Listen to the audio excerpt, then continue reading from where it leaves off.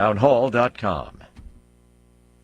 The political consultant behind fake Biden robocalls facing criminal charges and a hefty fine. A former New Hampshire Democratic Party chair whose phone number was spoofed in artificial intelligence gathering robocalls mimicking President Joe Biden's voice ahead of New Hampshire's presidential primary says today's charges related to the case show the steep price for trying to interfere in elections. The political consultant who sent the calls now faces a proposed $6 million fine along with criminal charges. The Federal Communications Commission says it's the first fine the agency has proposed involving generative AI technology. I'm Lisa Dwyer. The patience of Memorial Day weekend air travelers tested yesterday by widespread delays across the country, but there were relatively few canceled flights. That's raising hopes the airlines will be able to handle even larger crowds of travelers expected today.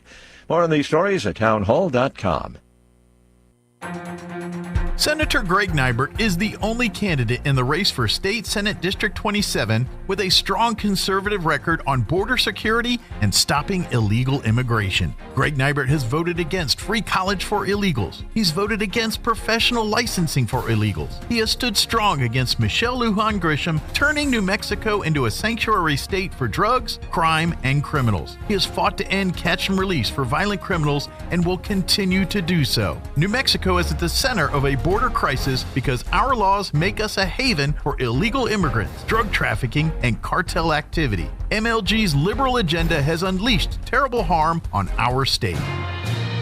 That's why a vote for Greg Nybert is a vote to take back our border security. Greg will keep fighting against the march of the radical left that threatens to harm our way of life. Vote for Greg Nybert, a proving conservative voice for State Senate. Paid for by Greg Nybert for State Senate. Hi, this is Jim Gill from Roswell Seed Company, here to announce that our geraniums are ready. So now the great debate begins. Are they pink or are they raspberry sorbet? Are they orange or are they Caribbean coral? Well, whatever you call them, they're the prettiest geraniums anywhere. We raise them in our own greenhouse, then send them home with you to brighten up the world. So come get yours now while the selection is best. Don't worry about the silly names. I heard that. Yes, dear. Coming, dear. Right away, dear. Of course, you're right. Have you been following the campaign for Senate District 32? I'm still undecided. I voted for Candy Azell before, but after 20 years, she's been in office too long.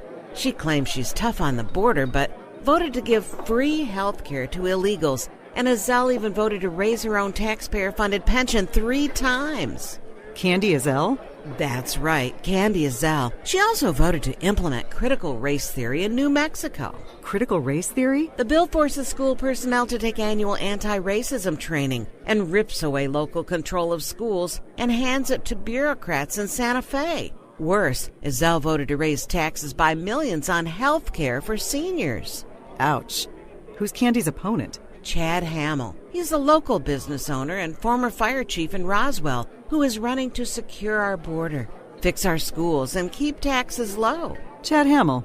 He's got my vote. Paid for by friends of Chad Hamill.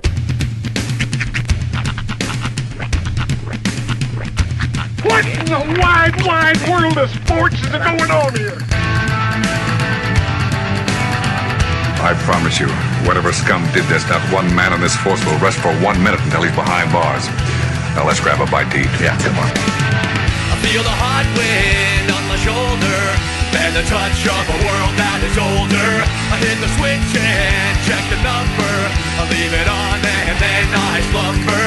I hear the rhythm ringing through it. Flamenco guitar and cumbia music. I hear the talking of the DJ. The devil listen, what does he say? I'm on a Mexican radio. I'm on a Mexican world radio. Broadcasting live from high atop the J.P. White Building in downtown Roswell, New Mexico. It's Mornings with Mike Winters on 106.5 Roswell's Talk FM. Is that what I sound like when I talk? Now, here's your host, Mike Winters. And good morning, one and all. Welcome to Mornings with Mike Winters. I am he. That would be me, Mike Winters. Happy Friday, everybody. Welcome to it. Graduation Friday. Yes. Last Friday of school. Yeah, of course we had our first high school graduation with University High last night, Goddard tonight, Roswell High tomorrow night, early college tomorrow morning. All happening at the Wool Bowl here. We'll have them all for you on KSVPTV.com if you can't make it out to the graduation. We'll have those live streaming video and, of course, on demand, KSVPTV.com, clicking on the morning or the various graduation channels you'll have on there. If you want to watch this show, the morning is Mike Winter channel. Yep. But for all the others, you'll just click the box. It's funny. I've been to a lot of graduations, but I've never really people watched at a graduation. Okay. And it's really funny to me how a graduation is a chance for every group of 3 people in an entire gym full of people to have one moment. And then for the rest of the time to just go. Well,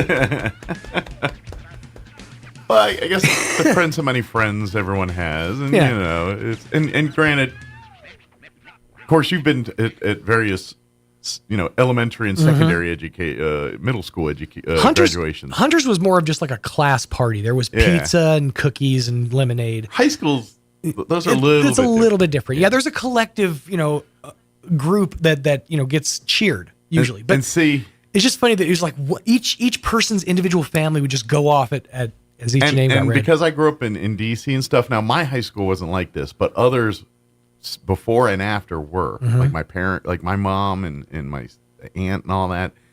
Because of their graduations, sometimes they do it big. And they would do with multiple high schools. And so it wasn't uncommon in the D.C. area to have a place like, for us at that time would have been the Cap Center, which is at the time was hosting the Washington Capitals and the Bullets at the time, not the Wizards.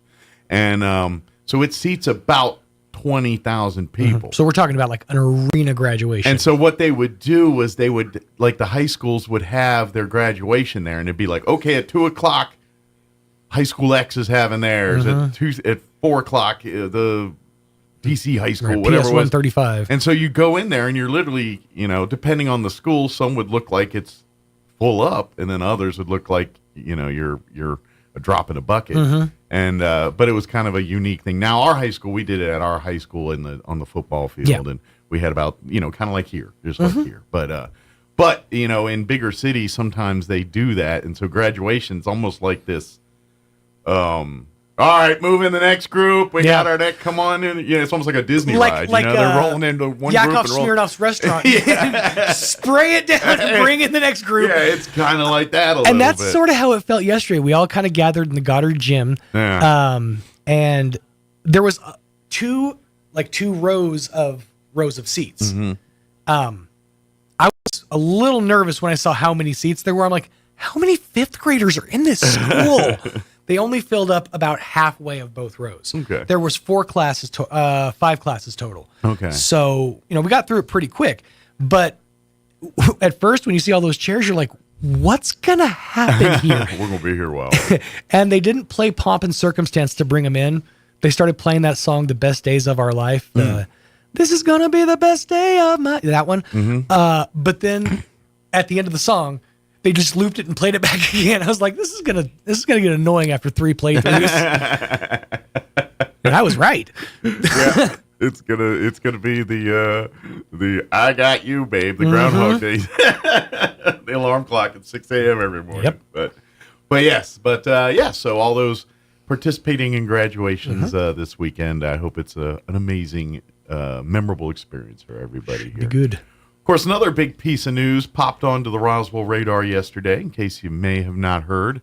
It was all over social media, but Roswell has officially been awarded the winner of the Reno Air Races. So congratulations to us, to the city of Roswell Air Races. Congratulations to all the folks that spent countless hours making this happen. Obviously, Mike Espiritu at the EDC, one of the spearheads among many of other people and legislators and other things, moving mountains and making things happen to get this event happening here.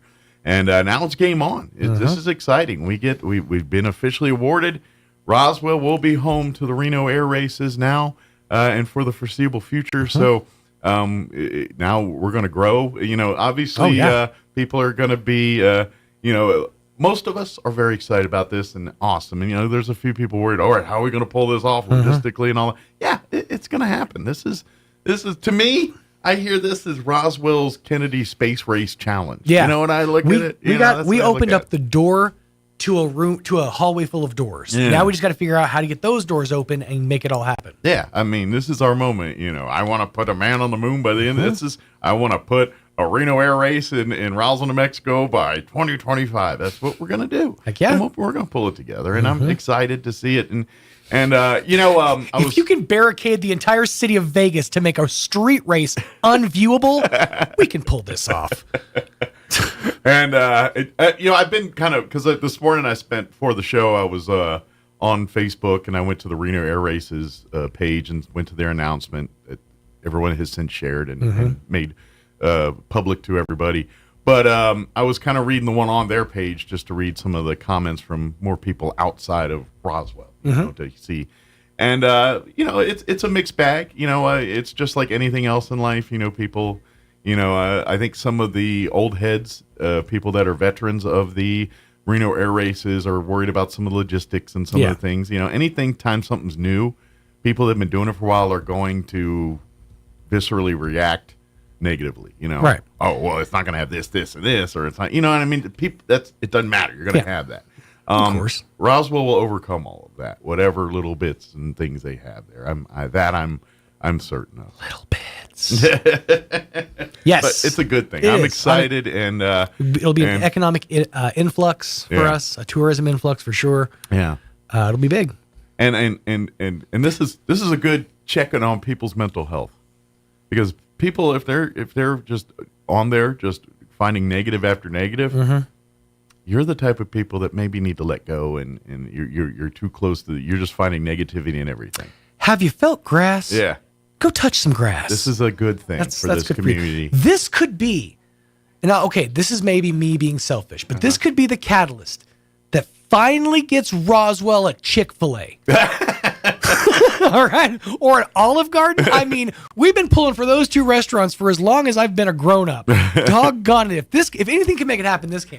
The Reno Air Races will give you unlimited salad and breadsticks. I'm more excited about that thing they have going on where it's like you order an entree and they'll just give you another one at the end of the meal to take home. That's awesome. Yeah. Oh, not to change topics, but by the way, none of the New Mexico Red Lobsters made the list of closures. So if you're going to get your endless shrimp, you better get it while you can, all right? None of them made the closures? No, we're all still good. For now. Good. I could continue to continue to ignore that restaurant. Actually, no. I because I am a seafood needer. I grew up in the seafood world, and back home, I ain't gonna lie, Red Lobster, not the place to go. There's so much better things. Sure, it's like going to Taco Bell for Mexican food in Roswell, New Mexico. Yeah, Taco Bell has its place, but it's not. Yeah, you're not going for authenticity. Yeah, that's what I'm saying. But that being said, in the desert, if there's only one place with a glass of water, that's where you're going. And I can't get crab and things that's the place I can get it here. Maybe this is my ghetto side coming out. Yeah. But whenever I think seafood, I think Long John's. Yeah. Like, see, that's I'm not in their bracket. No. Not most seafood doesn't come with a layer of fry on it. Well, but shouldn't it? No, not always. Now, don't get me wrong. I love a good fry. Crab cake in Maryland, done by Marylanders, is 10. Anything else is a poor substitute. I don't want crab cakes. Dang it! But yes, I'm a Reno huge crab cake snob. That's the one thing I'm a huge snob about, because 99.9% of the time when I hear Maryland or Maryland style crab cakes, that is bunk, false advertising. Unless it comes from Maryland. Unless it comes from the source. Because people, they don't cook it right here. They fill it. They don't do it the way What about Marylanders what about the prepackaged ones that I've seen? Yes, they're all garbage. They're garbage. Okay. Yeah. That's like saying it was a frozen beef patty better than... Well, now, have you had I argue, have you had a Bubba Burger? Yeah, they're fine. But to compare it to a fresh ground, it's apples and oranges, man. It's not the same. You and I were raised on different sides of the tracks, I feel like. It's like saying cup of soup is like a hearty soup. It can be. Cup of soup. Cup of soup actually has the bits of vegetables. That's as hearty as you're going to get for some ramen. Yeah, I guess. Yeah, but this is, no, I will not compare. But anyway. Well done with the non-pound there. Yeah, that's right. Yeah. But radio. Yes, congratulations though to the folks for the Reno Air Races. It is so cool. And I'm excited to actually go to one of those events. Yeah. Those are, I mean, they're high adrenaline. They're super fast paced. Well, and you don't have to go far now. No, you don't. So, but obviously we'll probably talk more and a lot on that as we get closer to the event and as we get set up for this thing and as it becomes its new home and seeing a presence from the Reno Air, which I guess they're going to have to change it to Roswell Air Races. That's what I was thinking. It's like, we're not the They Reno don't have Air to change the acronym or the letterhead or nothing, I Right? guess. So that's a convenience. I don't know if that was a factor in, but if feel it like was, kudos. We're like, well, at least we don't have to change the letterhead. That's right. Let me give you the rundown. We do have a full slate for you for today's show. Peggy Boland going to join us here in just a few minutes to talk Camp Invention, which is that next week? June 3rd. June 3rd Is that through the next 7th. week? I think June 3rd is like next week, isn't it? Or week after? It's the week after, I believe. It's coming up. It's a week from Monday, I think. Pretty darn quick. Anyway, I believe June 3rd through the 7th at All Saints Catholic School here. Still time to register your campers for this year's Camp Invention. So it's Monday through Friday of next week from Monday. Week from Monday. Very good. I knew it was coming up quick. So you've got 1 week. I think that next weekend after that's when I get on a boat. So, yeah, I'm excited. Short time. That's right. My wife, by the way, got up like 15 minutes before me today, and she was joking and bubbly and showing me videos and talking. Like normally in the morning, it's like, hey, see you tomorrow or see you later. You know what I mean? Yeah. Not today, boys. No. It was literally chomping at the bit. Good morning. The music, the birds It's chirping. great to stay out late. I'm pretty sure there was cartoon birds flying around my Kim my comes house. dancing out the bathroom going, nothing could be funner than to be in Carolina. Yeah, it was a full-on Seth MacFarlane musical this morning. I like it. Yeah, she's happy. Well, one more day. I honestly, we had this whole debate yesterday, kids' mom and I, like, does she have school? Does Rhiannon have school today? Because graduation was yesterday. It doesn't make sense. Right. I thought I'd heard she did. She had heard she didn't. They all slept in this morning, missed the bus. Apparently she does have school today, but we're calling her in and I'll be picking her backpack up. So, all right. Well, good. It just doesn't make sense to go to school after you graduate. We said our goodbyes. Let's not prolong it. This is true. I can't leave you. All right, it's 7:22. Here's your weather. I'm meteorologist Steve Hamilton with your Pecos Valley weather. Things look pretty hot for our holiday weekend. High pressure will be in place, and that'll take us into the mid-90s for the afternoon high today. A little breezy, and we get sunshine. Overnight it'll be clear with upper 50s. Pretty windy on Saturday. A few gusts around 40 miles an hour. Sunshine, though, and mid-90s. We'll stay sunny on Sunday and Memorial Day, mid to upper 90s. That's your latest forecast. I'm meteorologist Steve Hamilton. Thank you, Steve. Currently 65 degrees here in Roswell. Humidity is at 14%. Winds are calm at the moment. For today, sunny skies, mid-90s, 94 expected high today with northwest winds 5 to 15 miles per hour, shifting to the southeast later this afternoon. Clear skies tonight, looking at an overnight low of 59 degrees. South winds 5 to 15 miles per hour. For your Saturday, we do have a fire weather watch that will take effect beginning at 9 a.m., remaining in effect through 9 p.m. For the day, mostly sunny. Highs expected to reach around 96 degrees. Winds will be blowing out of the southwest, 5 to 15 miles per hour early, 20 to 30, gusting as high as 40 miles per hour by tomorrow afternoon. Tomorrow night, mostly clear and an overnight low of 61. Winds will remain blowing out of the west, 20 to 30, gusting as high as 45 miles per hour. Expect winds dropping down 10 to 20 after midnight Saturday night. Sunday, sunny skies, 95 for a high. Northwest winds right around 15 miles per hour. clear Sunday night with an overnight low of 62. And for your Memorial Day Monday, sunny skies and a high of 96. Looks like we'll be floating upper 90s on Tuesday. There's a slight chance of rain, about a 30% chance of rain Wednesday, but upper 90s for mid to upper 90s for a good hunk of next week. All right, it is 7:24. We're going to take a 3.5-minute break. Then we're going to talk camp invention with Peggy Bolin on the other side. Don't go away. You may be wondering why an Eastern New Mexico rancher wants to be part of our state Senate. The answer is simple. I want our conservative values heard in Santa Fe. My name is Pat Boone, and I'm running for New Mexico Senate District 27. This beautiful state is primarily rural land, and my family's been ranching here since 1884. I'll fight for your land rights, your parental rights, and your right to bear arms. I'd appreciate your Republican primary vote on June 4th. Paid for by the committee to elect Pat Boone, Mark McKay, Treasurer.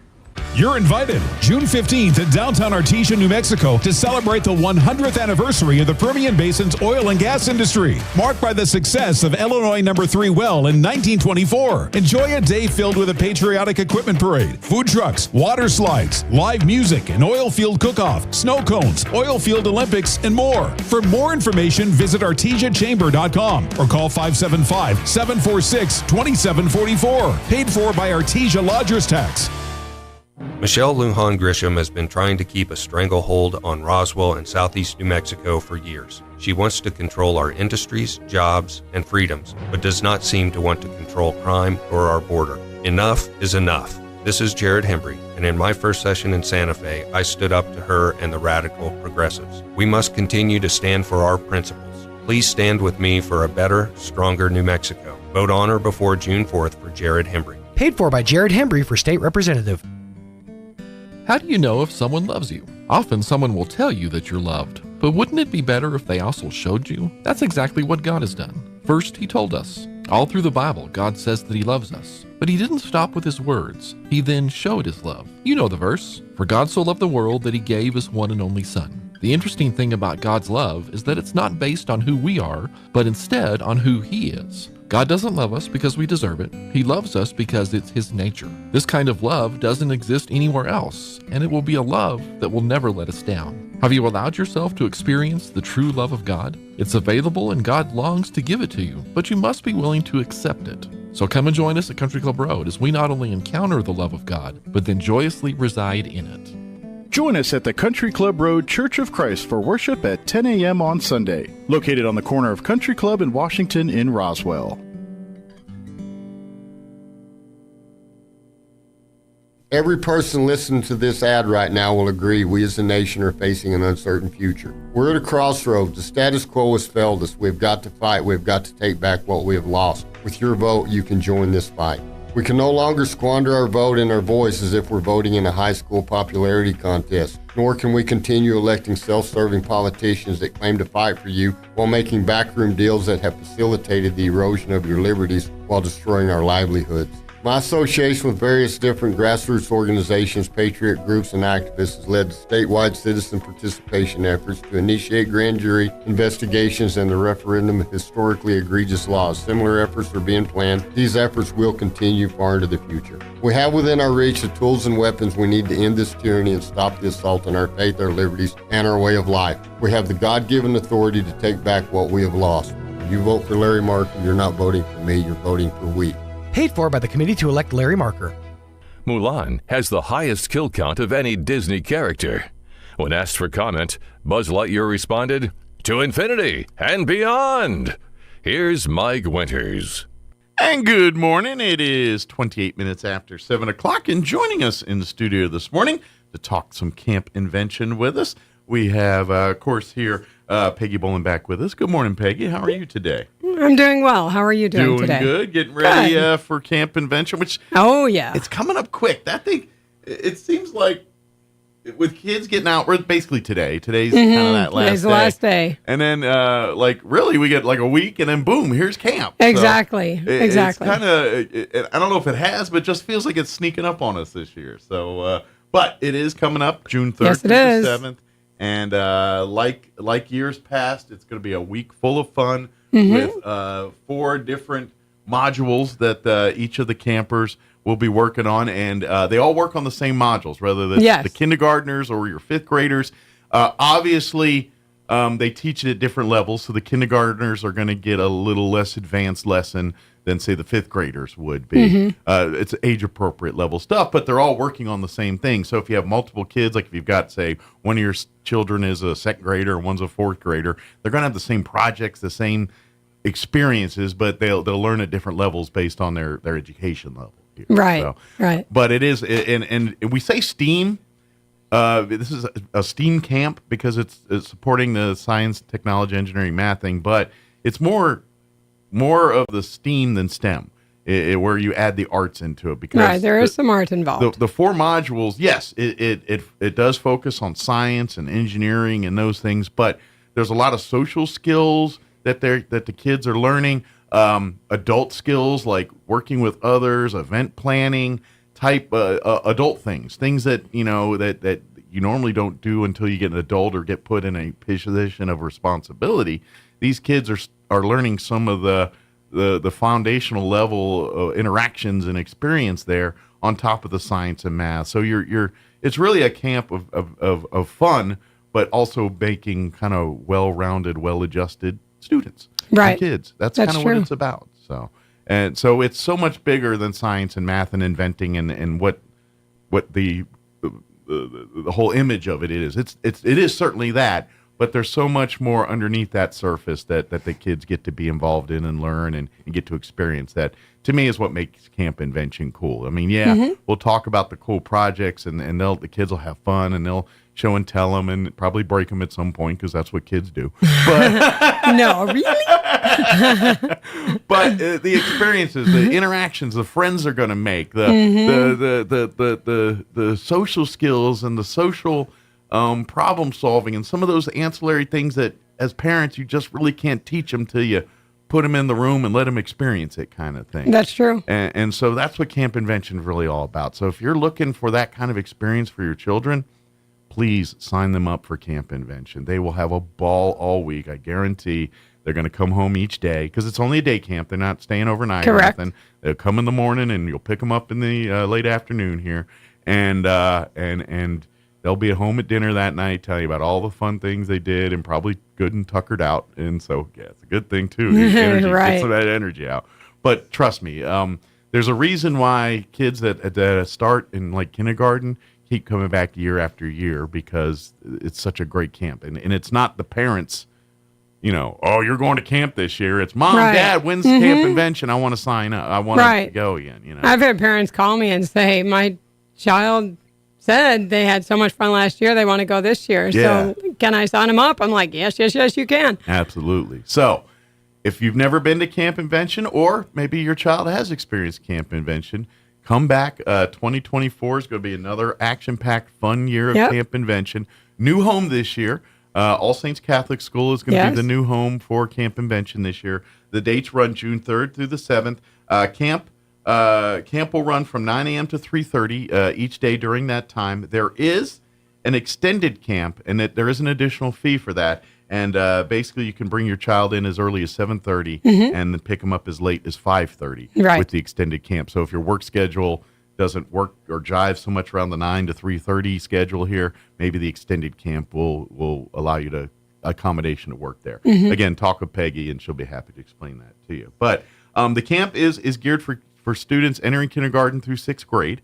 And like I said earlier, they're based on the level. So they come in as kindergartners, they'll learn at that level. If they're coming in as 4th or 5th graders or 6th graders, it'll be a little bit more advanced on some of that too.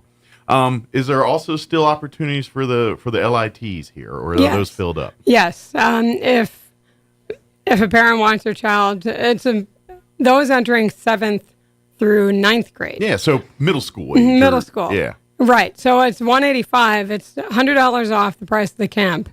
And they just have to call the 800 number because it's so close to the date. Gotcha. And that's 800-968-4332. And we'll give that again before we wrap up. And if you lose it, call here or call Peggy, and we'll be happy to get that information to you.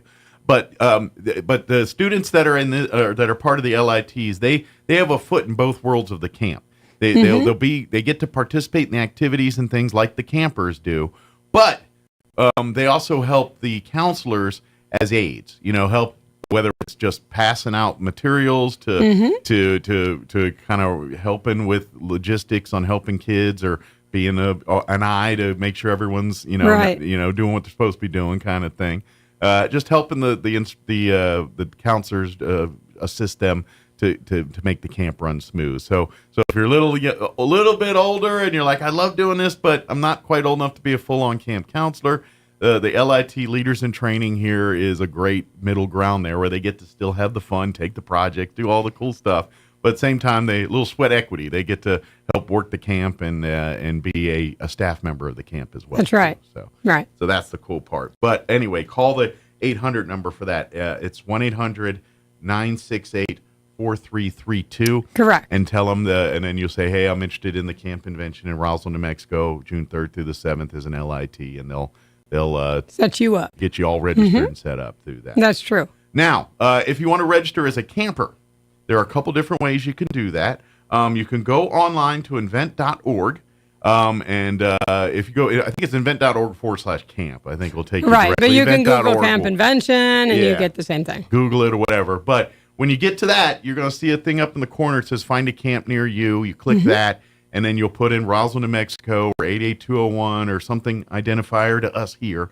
And the first thing will pop up is the camp here, June 3rd through the 7th.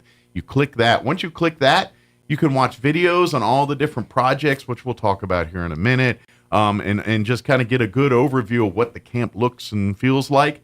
And then, of course, register as well here, too. Now, we do have a couple discount codes if you want to go through that. Now, if you do these, you go through the website, they'll enter the code. But we have a couple like if you have if you have more than one kid and you want to be a part of this, if you use code SIBLOVE30 in there, you'll save $30 on their offer code there for 2 or more siblings. For just two. Because they say $40 with SIBLOVE40 if there's 3 or more. Gotcha. So the 2 is SIBLOVE30, but if you have 3 kids or more, then SIBLOVE40, and you'll save $40 per child. Per child. Sweet. That's not a bad deal. It's huge savings. Now the cost for the whole camp is $285 there. That's without the discounts or any of that stuff there. Now, if the $30 or $40 per child is still a little, or if you only have one child, but the $285 is a little bit steep, I get you. Everything. It costs $20 to go to get one meal at McDonald's. I know, really. I know what you're saying. Yes. But contact Peggy Bolin directly. Peggy does, thanks to some generous donators around our community, has a fair amount of money available to offer partial scholarships for families that are in need here. But don't go through the website. Don't call the 800 number. All the scholarships and stuff are handled at the local level here. The money and everything is actually sitting in the camp invention coffers deal there. But as far as who gets it, how it's distributed, that's done locally here. The people in camp invention don't know anything about that, or don't know who's what, where, and when on who gets that money. That's all done locally here. Correct. They just hold on to it. I have the power. Yeah. So call Peggy direct, which we'll give you her number here in a second. And just to call her and say, hey, I heard about the scholarships. I have a child or 2 children. I need a little bit more help, and she'll just talk to her and she'll work out a deal to help. Now, every person's going to have to pay some, because we want to make sure, not that we would love to give it to you, but we need to ensure that everyone uses this. If we're going to give this money out and people have spent their time and effort to donate this money, we want to make sure it actually benefits these kids, that they're actually in there participating, learning, and experiencing all the cool things they'll get to experience. So, to ensure that, we want a little skin in the game on the family side. So even if it's just a little bit of money, we still want you to pay into that, just so you're invested as well, to make sure that the kids are going to be there and participate fully and gets the maximum experience. It's the most bang for our donated buck here. Right. And I've been able to give pretty generous scholarships, too. I mean, it's not, $20 or $30. Yeah, you can really help, but you got to Yes, I can, but you have to call me. Yeah. And time is running out. Like I said, camp is about 2 weeks away here, right, give or take. And we need to get, and logistically, camp invention needs these numbers, because, just forget the building itself, to have enough kits, to have enough food, snacks, all the things that the consumables that are part of the camp. We need to have those numbers, and space is limited, so there is a first come first serve, and we'd hate to have to turn kids away because folks waited too long to sign up. So get her done here sooner rather than later. That way, it'll definitely make it a lot. And especially if you need scholarship help, the sooner you do it, the more Peggy can get involved and can help out there. So get that done here pretty quick. Right. So, that being said, let's talk about the different things the kids are going to be doing this week at this year's camp. So we just received our 34 boxes. Excellent. And some were heavy, some were light, but 34 boxes shipped. You know how expensive shipping is now? I bet Holy cow. the FedEx or UPS guy was cussing you a little bit.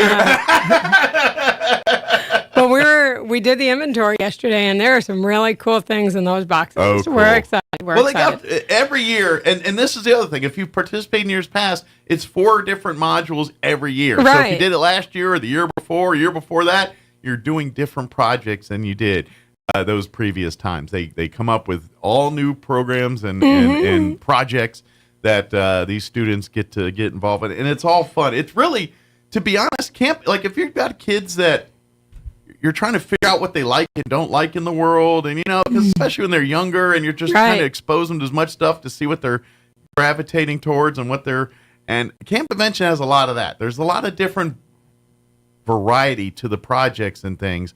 So if there's one project maybe the kid's not as excited into, odds are the next one they're gonna, is okay. Maybe they're not into event planning, but they sure love the water stuff, Right. Exactly. That's kind of it's a variety of things. So odds are at least one of these modules, one of your kids is really going to gravitate towards and kind of just become their favorite kind of thing. Right. Yeah. So sorry. That being said. So the name of the camp is Illuminate. Okay. And there's a lot of illuminating themes to this one. Yes. Well, like I said, when we emptied the boxes, I was like, wow, cool. Too bad we can't come up with hats with a light bulb on it. And then, you could have like an idea to, we need to invent a light bulb hat. There you go. All right. So the 4 modules, one is called In the Game. Okay. Campers team up as they investigate the science of sports ball design and personalize the light-up board game, then add a unique logo and name. Cool. So they get to invent a game. So there's a creative side there. And then obviously they learn a little logistics on how to make that from a dream to fruition there. So and a little physics in there as well. Absolutely. Yeah. So I love it. So it's even a little entrepreneurship in there a little bit. Exactly. Too. Yeah. Exactly. The next one is called Let's Glow. This one seems really cool too. When they build a customized glow box, campers discover different forms of light, finding inspiration in illuminating inventions and animals that glow. Yeah, that one. And so when your kids bring that home, then you can tell them stories about your light bright as a kid. There you go. There you go. Because this one, there's different panels that they can So it's change kind of out. like an evolved version of Light Bright a little bit. And kind of, sort of. kind of like what they taught us or what they were showing. This is taking it to that next level. Right. Cool. It's really neat. That is cool. Operation Hydro Drop to cultivate awareness of real-world water challenges. Campers engineer a tiny house with crops to explore water-based technology and sustainable design thinking. All those kids that live on the farm and ranch that hope to run the farm someday, that module might fit close to home for some of those. Well, actually, in New Mexico, everything needs to be irrigated. Exactly. Yeah, water is, you're absolutely right. So that one, you might want to make sure you're there that day for that one. Yeah. Pay attention to this one, kids. Exactly. Okay, and the last one's called Prototyping Studio. This is so invention heavy. Okay, because if you think about it, when you invent, you have to make a prototype. Absolutely. So campers get creative as they transform their ideas from initial sketches to working prototypes using everyday items. Love that. And this is the part, because listen, everything you do, you use in your life, from this pen to this microphone to the smartphone in your hand, there were prototypes and tests and done and versions of it that didn't work nearly as well as the one you're holding in your hand today. And that's how everything that we have in life, everything that we need, and this is what's part of the inventors, what I love about the Inventors Hall, because think about it. Everything that we have here today, that was someone Someone's idea. Yeah, that's why I kind of like if y'all get a chance or have Hulu or History Channel, they do a lot of shows like Men Who Built America, The Food Who Built America, The Products That Built. That's exactly what we're talking about here. Pick up for you sports fans. There's one that they're talking about Spalding and how baseballs and basketballs and footballs, Wilson Hall, it all started. The prototype is very much in that same vein, where you get to see the evolution of how the baseball that the kids and adults play with on the field every day, how it came to be like that, and that's what this really kind of teaches you, how those things happen. And so, but if you want a little precursor, I highly recommend you watch those series and check them out. I really like the one on baseball, and that one was because Spalding, he was a baseball player in the 1800s, and he was a pitcher. And back then, pitchers brought their own balls and they made them from home, and there was no consistency, and he's pretty much the modern baseball because of his testing and everything. That's the reason it is that way, because of Spalding. But anyway, it makes sense. His last name is printed on the ball. Yeah, but that's exactly what this prototyping studio is going to get to expose the kids to that kind of stuff. Right. Really, it's like, you see this, you love this thing. Well, it used to look like this. You know what I mean? Yeah. So I think kids will really gravitate towards that one. Right. I think, too. Once they realize what they're doing, Mm-hmm. So. Yeah, we also have games, the recess, but it's an organized games. Gotcha. And that's, after or before they eat lunch, depending on their age, they're doing organized games. Excellent. So they're running around and having a got an outlet to let off the energy too. So and that's so important. Absolutely. Well, yeah, because the kids are fun in these projects and things, but they're kids. They need to run around. They need to play. They need exercise. They need to, it's all good for their health and for both the mental and for the exactly. Physical. And so, yes, please sign your kids up. They're gonna have so much fun. I guarantee. They are, and they're going to be so tired at the end of the day. It's great. They go home. I've had multiple parents tell me, yeah, I pick up my kid and he blah, blah, blah, blah, blah, blah, blah. All he does is blah, blah, blah, blah, blah, and talk until dinner. And then after dinner, he's... and the battery dies, yes. And that's all she wrote for the night. Yeah. But exactly, that's the cool thing about it. So please, again, it's going to be June 3rd through the June 7th. The traditional camp time is from 9 a.m. to 3:30 p.m. During that week. The camp will be at All Saints Catholic School this year, which is on North Kentucky, 2700 North Kentucky, kind of behind the hospital, and you just go down Kentucky there, you can't miss it. Right. As you turn next to Eastern New Mexico Medical Center, it's right there. And then, of course, if you do want to sign your child up for the extended camp, now cost for the camp, the 9 to 3 before any of our multi-discounts or scholarships is $285. Now, there is an extended camp, like we had mentioned earlier, extended hours. That means you can bring your child in as early as 7:30 and pick up your child as late as 5:30 p.m. That's an additional $100 per camper for that extended camp. So if you'd like to do that, you can. It is, or if you need to do that, it's extended. Again, if you need scholarship help with this, partial discounts type thing, call Peggy Boland direct. Do not go to invent.org. Do not call the 800 number. Call Peggy direct at this number, 575-420-9955. 575-420-9955. That's Peggy's cell number. If you don't get live Peggy, leave a voicemail. She will call you back as soon. Like if you call her right now, she's a little busy. So. Yeah. But call her, leave a voicemail if you don't get her direct, and just explain, that you'd like a scholarship, or if you have any questions about the camp in general, and just, hey, my kid's here, this, I need this, call her. She'll be happy to answer and get you that information you need there. But if you'd like to sign up here and need a scholarship help, call Peggy. Do not go through the invent.org. Do not go through the 1-800 number. I can definitely help. Call her direct and let her sit down and talk with you about what you need, and we'll get that taken care of. And they can also email me. I've had people email me, and my email is pbohlin2016@gmail.com. Yep. Again, my phone number is 575-420-9955. I'm really, I really work with parents. I mean, because I had 2 kids. You're a parent. You're a mom. You've done it all. Yes. You've been there, got that T-shirt, and you understand what families go through, and you right, get it. There are right. times I understand. You can do it. Other times you can't. And sure, and I get it. You know, growing up as kids too, you get it. You get to mom, oh, spaghetti was for dinner tonight. You right, know, times exactly. are tough right now. You know what I mean? And as kids, you know, you as moms and dads, you do everything to hide that stuff. But you know, you get it.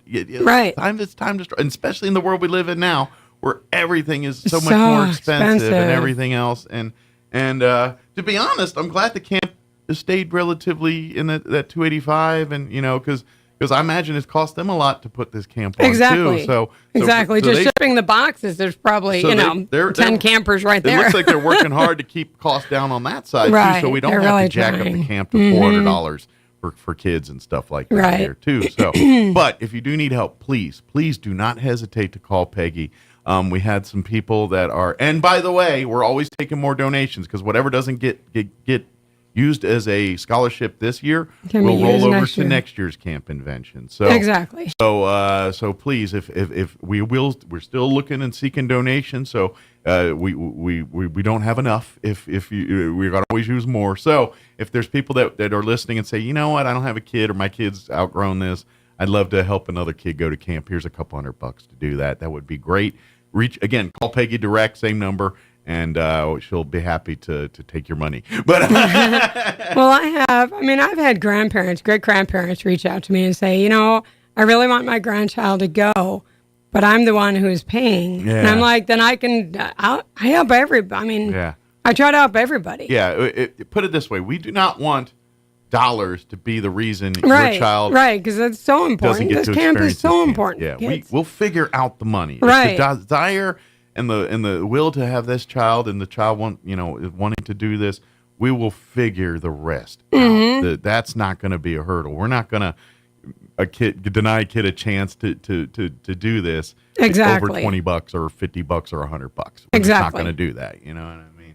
So please call Peggy. Please reach out. Let's get your kids. Let them experience this week. That trust me, I think, especially if you're trying to get your kid more socially, more friends, more the social side, getting your kid more used to working in group settings, working in things that aren't involving a computer screen or a phone in front of them. Something where they actually have a group of actual human breathing people in the room with them that they're talking and interacting. And it's not a classroom. Yes. It might be at a school. Right. But it's not a classroom. No, it's groups of kids trying to solve problems and figure things out. It's not the same as school. Yeah. This isn't, now class. It's hands-on. Inventing, innovation, creativity, problem solving. I could go on and on. It's exposing kids to things that some of them have never seen, hear, or done, or experienced before. And as a person that obviously who's been a kid myself, has worked in scouting and done a lot of different activities like that, there's no cooler feeling than when you expose these kids to something that you like or are passionate about that they've never seen or done before, and then they gravitate towards it. Like you show them this cool thing, it's like, hey, like I do radio, and like, hey, I talk radio, I do, and these kids are whoa, and I'm telling you, it's a cool feeling when you connect with those kids like that, and your kids will get that opportunity every day during Camp Invention, and that's the cool part about that. Right. So please sign up. Please come, and of course, parents, come if you volunteer if you want to see, and please. But parents are more than welcome to hang out and see. What's they're going volunteers. On. Yeah, come as a volunteer and see and be a part. They could always use more hands on deck for when you've got a bunch of kids to be wrangled. There's never enough adults to wrangle them. So sure. Right. And especially since we do have a broad age, because some of these kids will be going into kindergarten.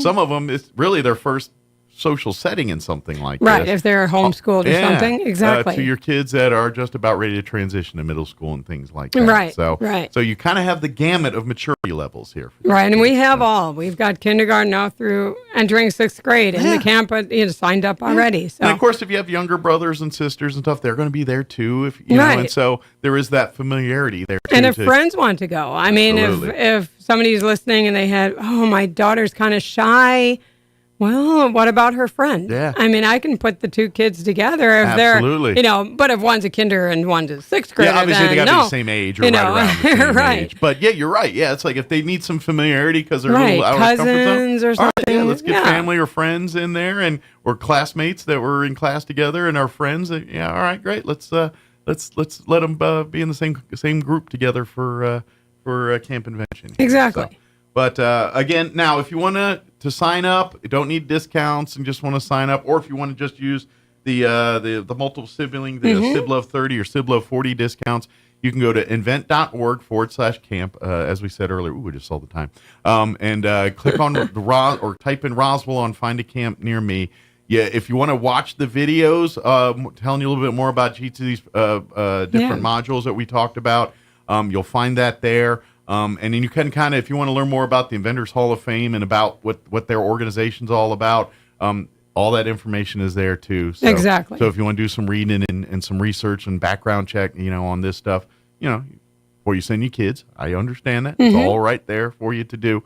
And if you have any questions or need the partial scholarship or anything like that, call Peggy direct, 575-420-9955, 575-420-9955, or email her, pbolin, BOHLIN, like the old Bolin's, if you've seen the stores when you travel, come see Bigfoot, Bolin's.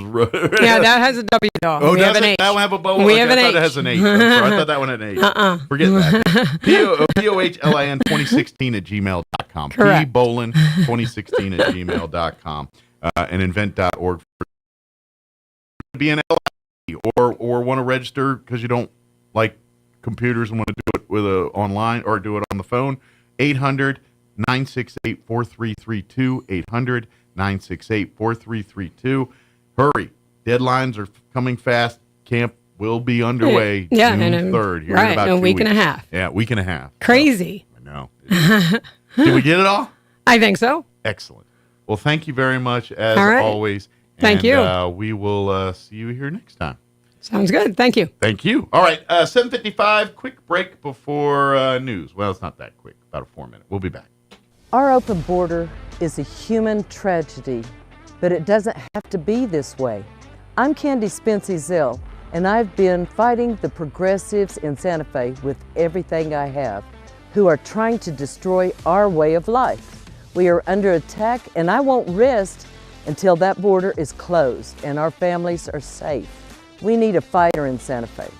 I have never backed down from a fight. Paid for by Candy Spence-Ezell for State Senate, District 32. A good night's sleep is so important, and issues like sleep apnea make falling asleep and staying asleep nearly impossible, but we can help. I'm Dr. Sarah Usher at Carabelli Dental. With the help of a simple oral appliance, your sleepless nights could be a thing of the past. But don't take my word for it, just ask Lainey. My name is Lainey Smith. I wasn't surprised when I found out I had sleep apnea simply because I had a horrible sleep pattern. I attempted to use the machine and it drove me nuts and I could not sleep with it. And then that's when Dr. Ager told me about the oral appliance. I would suspect I've been using it for 2 years now. In all of that time, I've had less than 10 poor nights of sleep. It's a complete game changer. I feel a lot better because I sleep. This simple appliance can change your life. Call us today to set up your appointment so you can finally get the good night's sleep you need. Come see the team at Carabelli Dental at the corner of 9th and Main in Roswell, or call 575-622-4455. Have you been following the campaign for Senate District 32? I'm still undecided. I voted for Candy Ezell before, but after 20 years, she's been in office too long. She claims she's tough on the border, but voted to give free health care to illegals. And Ezell even voted to raise her own taxpayer-funded pension 3 times. Candy Ezell? That's right, Candy Ezell. She also voted to implement critical race theory in New Mexico. Critical race theory? The bill forces school personnel to take annual anti-racism training and rips away local control of schools and hands it to bureaucrats in Santa Fe. Worse, Ezell voted to raise taxes by millions on health care for seniors. Ouch. Who's Candy's opponent? Chad Hamill. He's a local business owner and former fire chief in Roswell who is running to secure our border, fix our schools, and keep taxes low. Chad Hamill. He's got my vote. Paid for by friends of Chad Hamill. You don't have to live with a non-healing wound. The Wound Care and Hyperbaric Medicine Center at Artesia General Hospital provides compassionate care to people experiencing chronic or complicated wounds. Led by certified family nurse practitioner Rochelle McIntyre, our wound care team will work with you to build your customized treatment plan. Podiatrist Jennifer Chow and Joseph Krupa also specialize in lower limb wound care, and we are proud to have state-of-the-art hyperbaric oxygen chambers, a proven treatment that promotes successful healing. Visit artesiageneral.com/wound to learn more. Senator Greg Neibert is the only candidate in the race for State Senate District 27 with a strong conservative record on border security and stopping illegal immigration. Greg Neibert has voted against free college for illegals. He's voted against professional licensing for illegals. He has stood strong against Michelle Lujan Grisham, turning New Mexico into a sanctuary state for drugs, crime, and criminals. He has fought to end catch and release for violent criminals and will continue to do so. New Mexico is at the center of a border crisis because our laws make us a haven for illegal immigrants, drug trafficking, and cartel activity. MLG's liberal agenda has unleashed terrible harm on our state. That's why a vote for Greg Neibert is a vote to take back our border security. Greg will keep fighting against the march of the radical left that threatens to harm our way of life. Vote for Greg Neibert, a proving conservative voice for State Senate. Paid for by Greg Neibert for State Senate. Israel's army says the bodies of 3 more hostages killed on the October 7th terror attack in Israel have been recovered from Gaza. The army says they were killed on the day of the Hamas attack and their bodies were taken to Gaza by the terrorists. The top UN court ordering Israel to immediately halt its military operations in Rafah, but stop short of ordering a full ceasefire. Israel not likely to comply with today's order. Former President Trump has held a rally in New York City, and based on the turnout, you might think you were in the very heart of MAGA country. What a crowd! This is something. Mr. Trump at the podium in the deep blue South Bronx. You know, we wanted to keep it small because who knew? This is like a love fest. Love fest. It's a love fest. We love you. Thank you, Doe. The former president declaring we are going to win New York. Ohio Governor Mike DeWine calling state lawmakers back to Columbus for a special session next week. They'll take up legislation aimed at making sure that President Biden is on the state's 2024 ballot. Democratic National Convention, where Biden is to be formally nominated, falls after Ohio's ballot deadline of August 7th. State lawmakers have had to adjust the requirement twice before, in 2012 and 2020, to accommodate candidates of both parties. But each change was temporary, and this time around the issues become tangled up in a partisan fight over banning foreign nationals from contributing to Ohio ballot campaigns. I'm Ben Thomas. As millions of Americans head out for the long holiday weekend, the weather is posing a concern. Severe storms possible from the plains all the way into the northeast. Meanwhile, NOAA is predicting an Atlantic hurricane season of historic proportions. On Wall Street this morning, stocks so far have been trading higher. More on these stories at townhall.com. Here's an important message from the Diabetes Solution Center. Do you like pricking your fingers to test your blood sugar levels? No one does, but it's important to maintain your health. And now, by wearing a small remote device called a continuous glucose monitor, or CGM, you don't need to prick your fingers anymore. It's easy to use and helps you make more accurate diabetes treatment decisions. If you are testing your blood sugar 3 or more times daily, injecting insulin, or using an insulin pump, call the Diabetes Solution Center right now. And if you have Medicare or most major insurance coverage, you may be able to get a new CGM at little to no out-of-pocket cost. Shipping is free, and we'll even bill your insurance company for you. If you are testing your blood sugar 3 or more times daily, injecting insulin, or using an insulin pump, call the Diabetes Solution Center right now to learn how to end the painful finger sticks and get your own continuous glucose monitor, or CGM, at little to no out-of-pocket cost. The families of Israeli hostages still being held by Hamas in Gaza come up with another way to pressure their government. We got the latest on that from the media lines. Michael Friedson. The pain and memory of the October 7th massacre by Hamas terrorists of more than 1,200 Israeli men, women, and young children, along with many foreign nationals, was refreshed throughout Israel as families of the hostages still held by the Iranian proxy released video footage of the capture and initial abuse of 5 young women taken that day. The graphic scenes were shot by the terrorists' own body cameras as the women, soldiers on lookout duty, were overrun by the marauders. Family members told media that after 229 days in captivity, they fear time for their rescue is running out, and they need to shock the nation's leadership into action. I'm Michael Friedson, Town Hall News, Jerusalem. News and analysis at themedialine.org and townhall.com. What's Russia up to in Antarctica? Some inquiring minds in South America want to know. Chile officials have convened a meeting at the bottom of the planet, a bid to bolster their territorial claims in Antarctica as tensions escalate over Russia's maneuvers in the polar region. Lawmakers from Chile's Parliamentary Defense Committee flew Thursday to a desolate airbase for a meeting billed as an assertion of national sovereignty. The meeting comes amid a recent frenzy of media reports surrounding Russia's purported discovery of massive oil reserves in Antarctica back in 2020, when the Russian polar research vessel Alexander Karpinsky reported uncovering some 500 billion barrels worth of crude oil.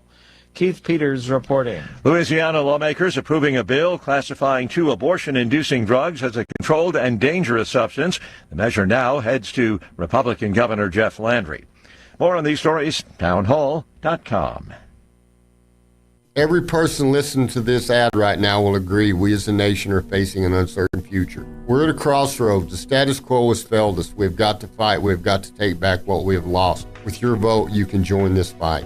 We can no longer squander our vote and our voice as if we're voting in a high school popularity contest. Nor can we continue electing self-serving politicians that claim to fight for you while making backroom deals that have facilitated the erosion of your liberties while destroying our livelihoods. My association with various different grassroots organizations, patriot groups, and activists has led to statewide citizen participation efforts to initiate grand jury investigations and the referendum of historically egregious laws. Similar efforts are being planned. These efforts will continue far into the future. We have within our reach the tools and weapons we need to end this tyranny and stop the assault on our faith, our liberties, and our way of life. We have the God-given authority to take back what we have lost. If you vote for Larry Marker, you're not voting for me, you're voting for we. Paid for by the committee to elect Larry Marker. Maybe your AC unit needs a little tender loving care. If you don't know where to turn, then you don't know Jack. In fact, they're downright funky.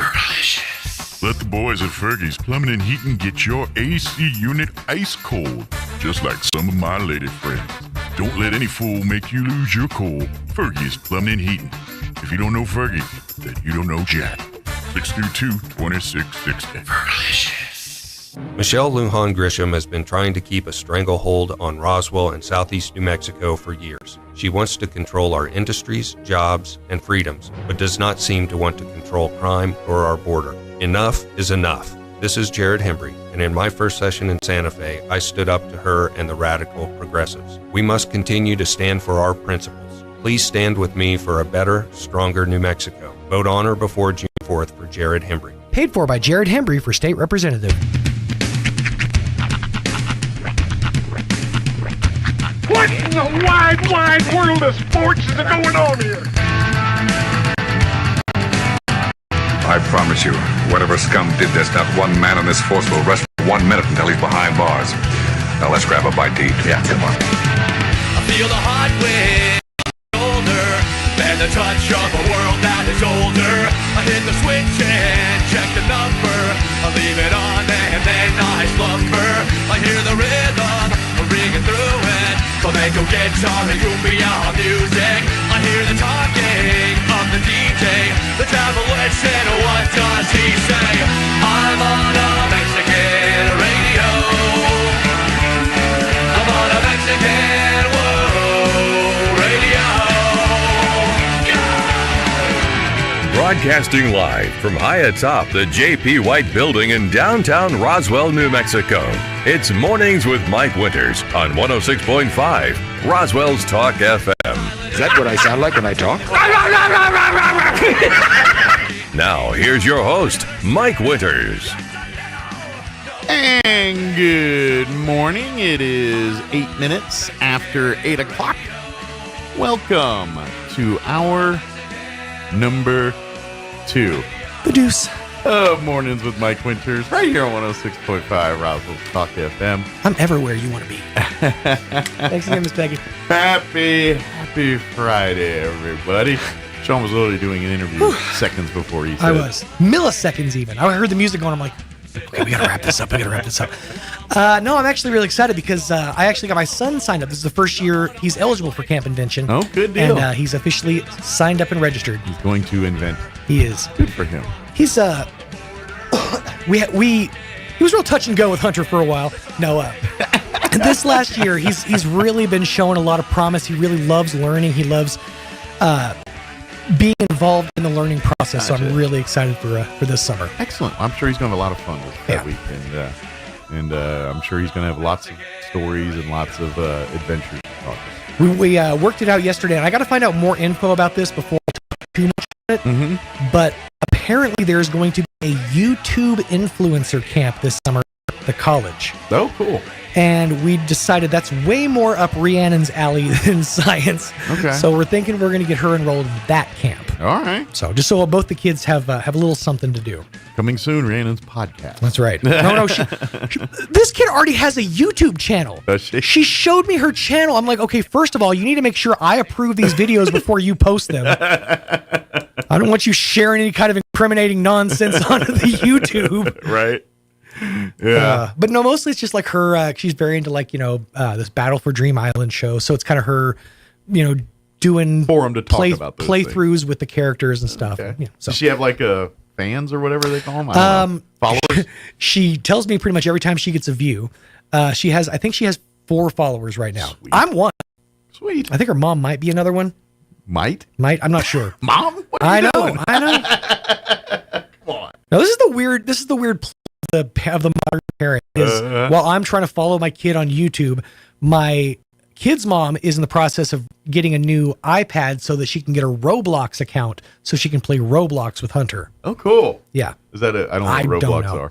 It's basically it's like I think the way it's described to me is it's like virtual Legos like or something? Like Second World. Okay. You know how like there's that old like basically just a forum where people can kind of gather and just do stuff together. Okay. Kind of like that. Okay. There's no plot, no point to the game. It's just a gathering space for people. Do they like play Legos or something? Yeah, there's like activities. I mean, Roblox, I figure some kind of they can block. do, there's like tag and stuff like that, or don't touch the lava. So basically all the stuff that we did outside, kids can do it on it's a computer virtual now? outside. Yep. Oh, weird. Yep. you weird. nailed it. You nailed it like on the head on that one. That's exactly so what it is. I hadn't even thought about that until you said it, but that's exactly what it is. Go out and play, kids. And we send their avatars out. That's what it's like. You're like, play. I was like, so basically it's the modern version of, go outside and play. And that's the stuff we did. Yeah. Except the sun never goes down in Roblox. So you don't know when the kids get to come home. Kids are so pasty.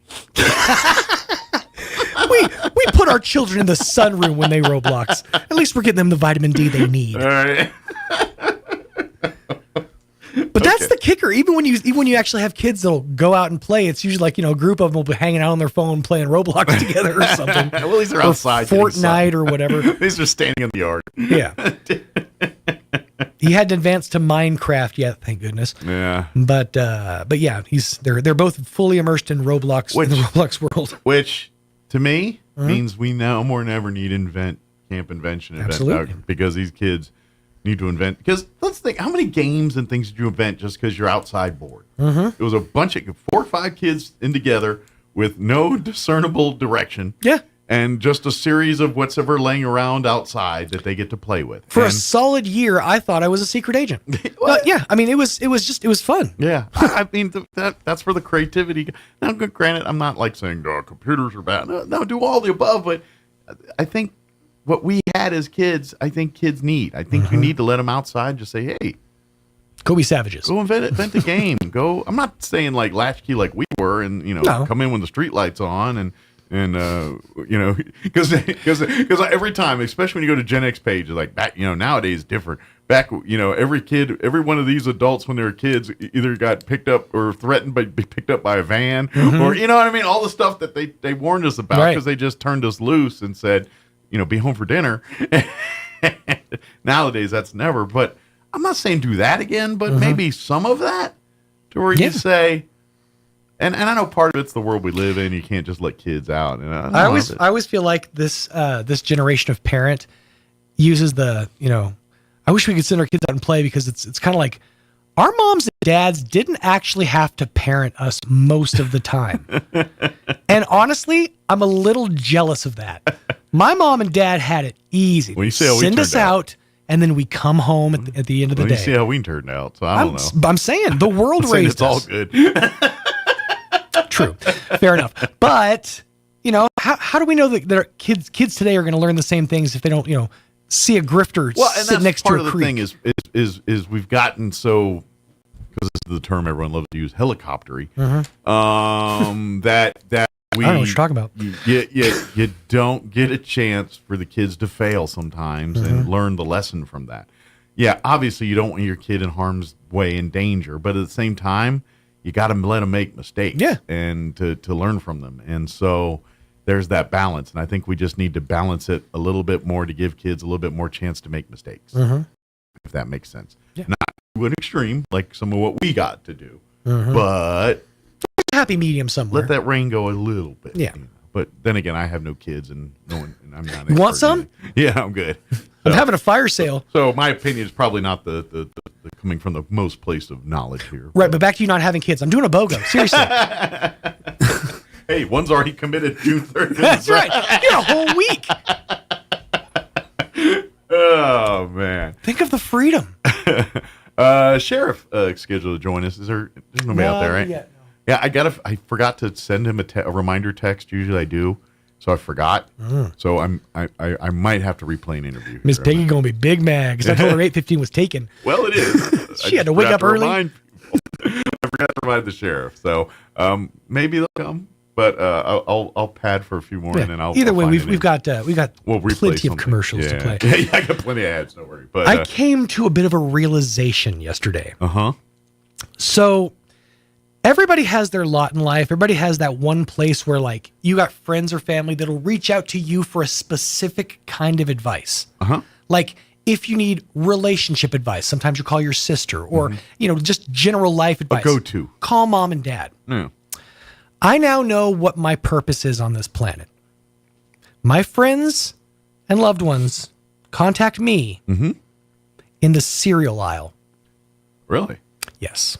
When they need because I got a phone call yesterday. When they have cereal questions, they call you with these cereal answers? I got a phone call. It was either yesterday or the day before. My days are kind of blending together right now. But I got a call either yesterday or the day before from Miss Ayana. Yes. She was in the cereal aisle. Okay. And she said, well, you talk a lot about all these, other cereals. And I've got kids, so I've had a chance to kind of explore the cereal aisle a bit. Yeah. And she was basically saying, well, I haven't bought, sugary cereal in years.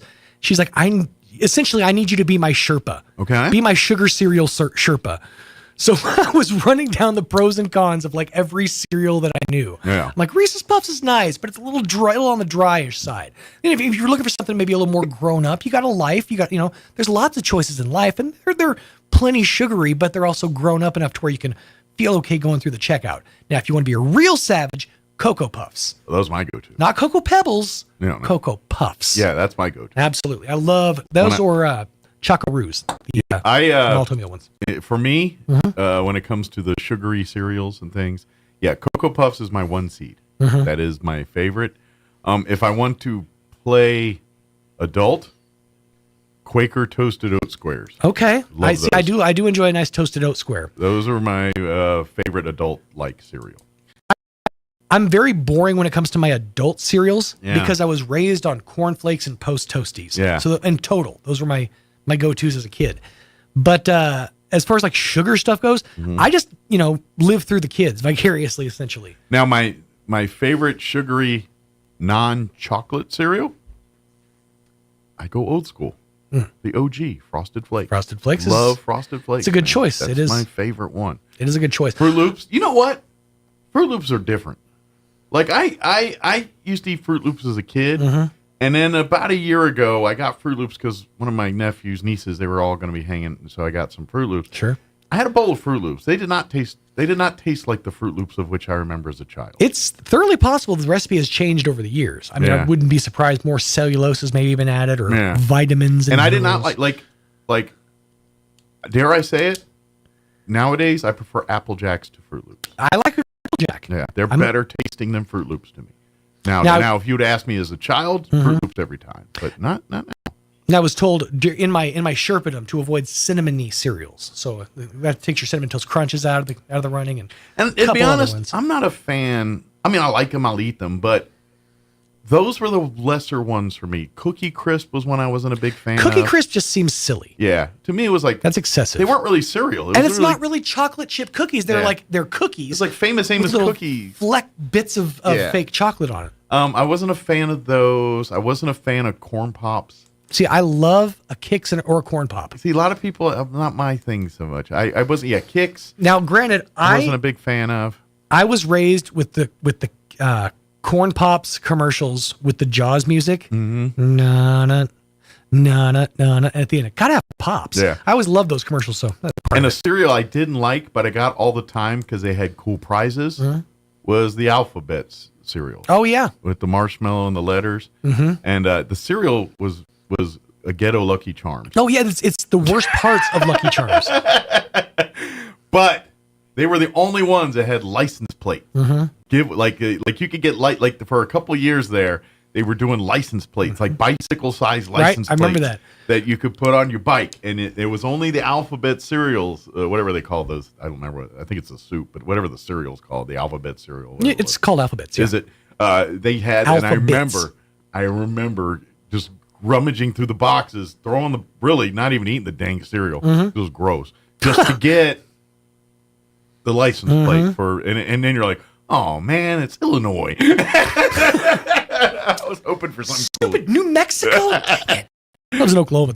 But that's my biggest thing in there. But I remember, one of my go-tos, which are not available, and I've talked about this, and it was in the late 80s, early 90s. Okay. S'mores Crunch.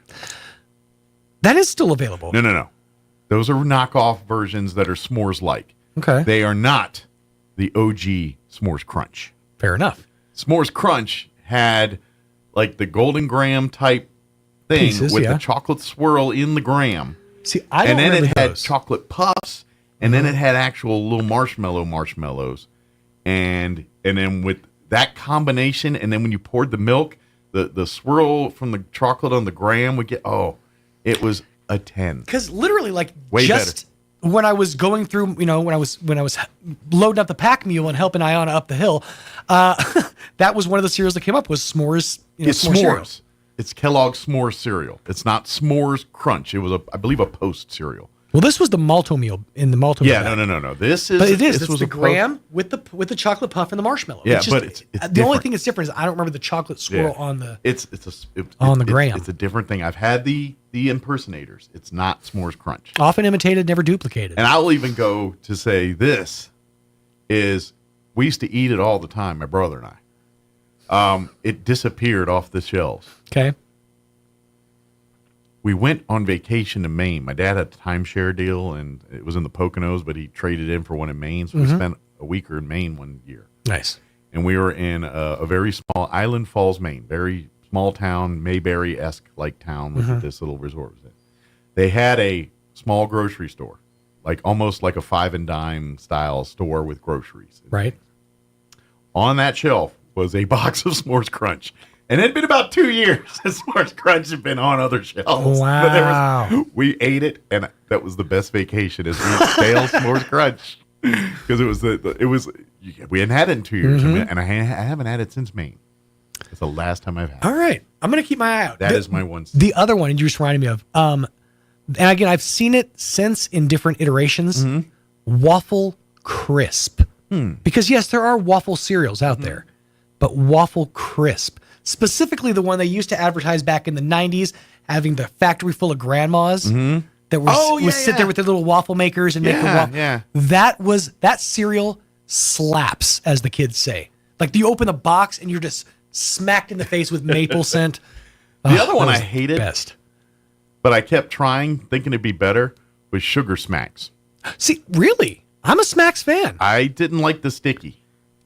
Okay, so you're more of a Golden Crisp person. Yeah, I didn't like the stickiness to it, and quite frankly, they had a frog as a character. Yeah, smack, sugar smack. Give me a smack and I'll smack you back. Not the best in frog. More of a Tony guy, just saying. Yeah, Toucan Sam and Tony were way cooler than the frog. Tony is a tiger. It is kind of interesting to think about what would happen if cereal mascots went feral. Yep. Just toucan feathers hanging out of his dumb bleeding Sugar mouth. Smacks had a frog that I did not relate to. He was no and he talked like this. Yeah, he wasn't no what's it, the hello my baby frog, whatever. Oh my gosh. So I'm rewatching through the Chappelle Show, and I get to the part where he does his own show on the WB called Zapped. It was really a super offensive prank show essentially. But the last part was the WB frog sitting on Dave Chappelle's shoulder, and he just goes, "Mammy." It's like, don't act like that frog wasn't the most racist thing ever. Right. But Sugar Smacks, it was definitely a load. I was a fan of like the Golden Crisp. That was Sugar Bear. Yeah. He was gentler. Yeah. He had a nice delivery.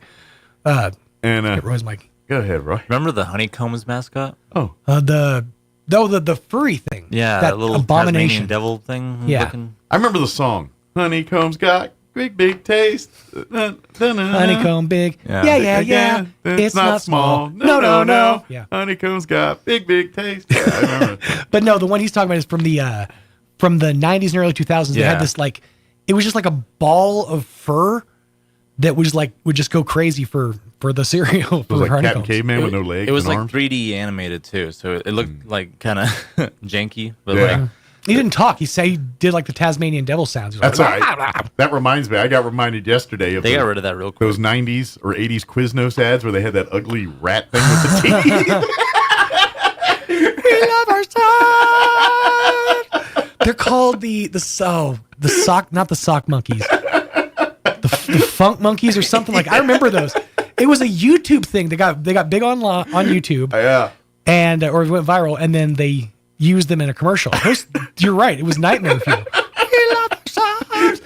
So I think did they use like that technology that Conan uses with the? I was gonna say where they put like a gerbil or whatever. They got just the mouth, and it was. You're misremembering because Quiznos was also known for having Baby Bob as their spokesman. Okay. It was a little kid, a little baby in a Quiznos shirt, and they put the mouth over it.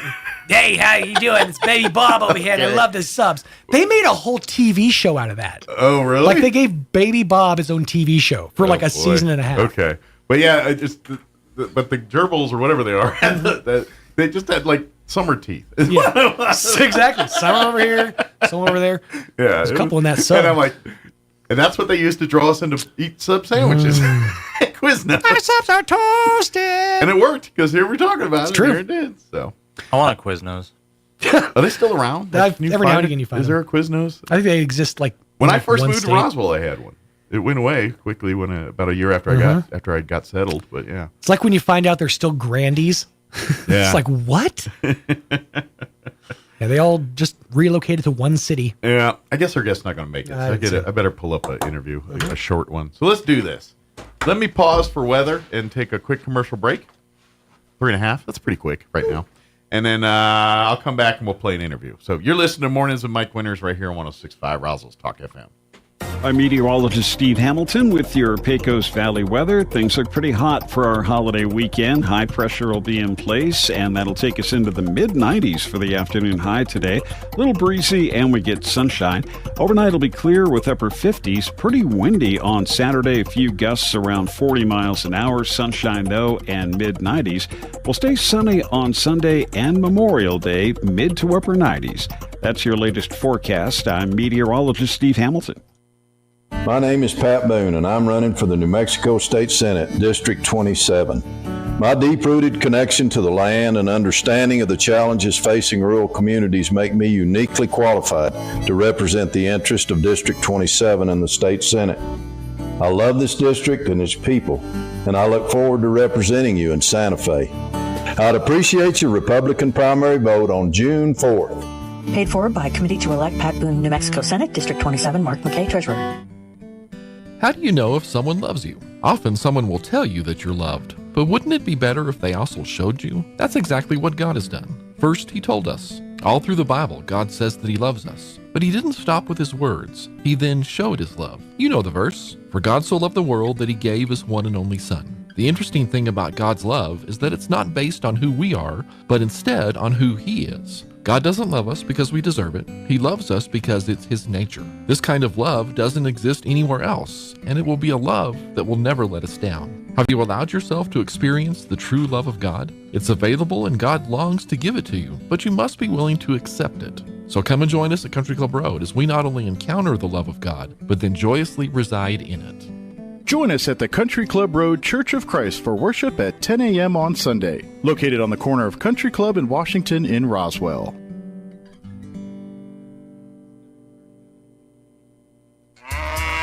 The Calico Cow Fabric and Gift Shop invites you to move on in and check out the fantastic selection of threads, fabrics, and patterns. Take advantage of a huge sale on Brother sewing machines. If you just want a tune-up on your own machine, bring it on over for in-house maintenance. And with free lessons at the Calico Cow, you can learn from some of the absolute best. Let's keep the tradition and art of sewing going. The Calico Cow Fabric and Gift Shop, 200 East College in Roswell, right behind Farley's. Want to know how? Come see the cow. Our open border is a human tragedy, but it doesn't have to be this way. I'm Candy Spency-Zell, and I've been fighting the progressives in Santa Fe with everything I have, who are trying to destroy our way of life. We are under attack, and I won't rest until that border is closed and our families are safe. We need a fighter in Santa Fe. I have never backed down from a fight.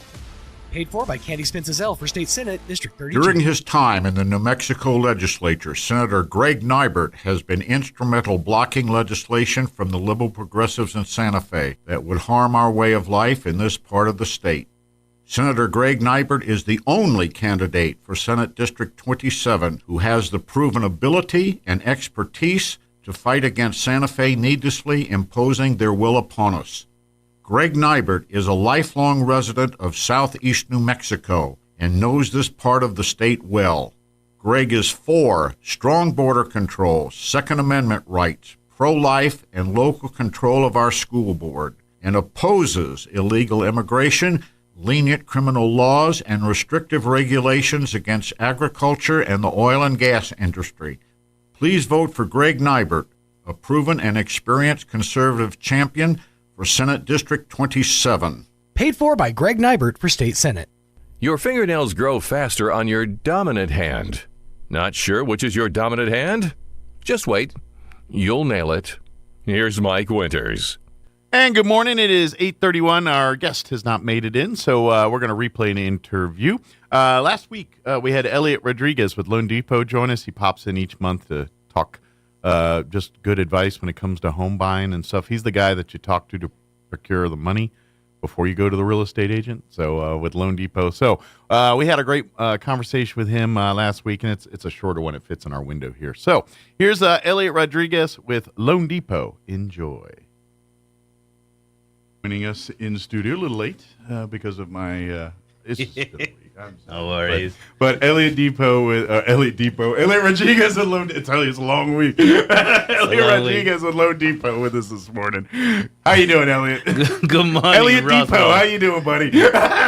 Good morning, Roswell. It's beautiful outside, dude. It is nice. Nice day, 80s. And it's not windy. And to be honest, I was digging the rain yesterday. So that felt good. Yeah, it was nice little change of pace. So now it's going to be hotter than Hades this weekend, but we'll get to it. So, But now for folks not familiar, Elliot Rodriguez, not Elliot Depot, joins us each month. He is with Loan Depot. When you are ready for your first home, next home, second home, 37th home, whatever it is, Elliot is the guy that helps you get the financing lined up before you go see the real estate agent to pick out your forever or next home here. That's right. That's what what Elliot and so Elliot joins us each month. Really, just talk tips because let's face it, if you've never done it, it's an intimidating experience. It's new. You don't know. You have a lot of people telling you things. Some of the information's good. Some of it's maybe good 30 years ago. Some, you know what I mean? And so Elliot really loves to not only give you a loan, but give you the foundation to succeed and thrive and to take this home into your next home or to your forever home, whatever that is, you know, that's what you do. So you really love working with first-time buyers, people that maybe, don't have a lot of experience, or, and people that, let's say maybe they didn't think they'd get a home. And Elliot sits down with them and says, look, okay, today we got a few debt income issues here or whatever, but we can rectify that in the next couple months. Next thing you know, your credit score goes up. Next thing you know, I can get you qualified in a house here if you just follow these simple things over the next couple months here. Come back and see me, and guess what? We're putting you in your first. Correct. I hear it all the time. Yeah. I cannot buy a house. They told me I cannot buy a house, and then they come and talk to me. I say, well, you haven't moved this, and that. Yes, you can buy a house. Yeah. So it's very scary. Sure. Because I feel bad for some people out there that their dream of buying a home is taken away from them because somebody didn't do the diligence to take care of them. And one of the things that I do is I look at every option. Sure. Okay. I uncover every stone, and there's always a way. You give them a plan. Yeah, because there's always something that you can do to push you in a better position. Absolutely. That way you could buy a home. And this is the beauty of credit too. Yes, everything you do impacts it, but it also positively. So if you do good things with your credit and all that, the bad things go away, and next thing you know, your 500 turns into an 800. Exactly. It really can happen with a few simple habit changes or just refinancing something or paying off something or doing something little. You and I spoke about that many times. About somebody maybe having too many vehicles and the payments were so crazy big and they didn't want to refinance it. And I say, you know what? You want to buy your house? Maybe you need to change that payment. Yeah. And that's all it took to make it happen. Yeah. And you could afford that $800 truck payment at the time, but now that you've got a $1,200 mortgage you want to add on top of that, that gets a little. And lenders look at that and say, well, you're already paying $800 for a truck here. What are you doing? I had somebody say that I give hope like I give candy. Okay. And I love that, that comment, because let's be, in the end of the day, I'm not here to take away nobody's dream. Sure. You want everyone in a home. You want the American dream for everybody. I want everybody to have a home. I mean, I don't have any other agenda but to help you find a home. Because that's your foundation. Because once you have your home and your place, that's your oyster to go over. You want to pursue whatever your dreams are, whatever, you've got the foundation to do that. And if you are there thinking about buying a house and you have that itch, or you've been thinking about it, or you are afraid of it and you don't know, you're not going to lose anything by just trying. Yeah. Okay.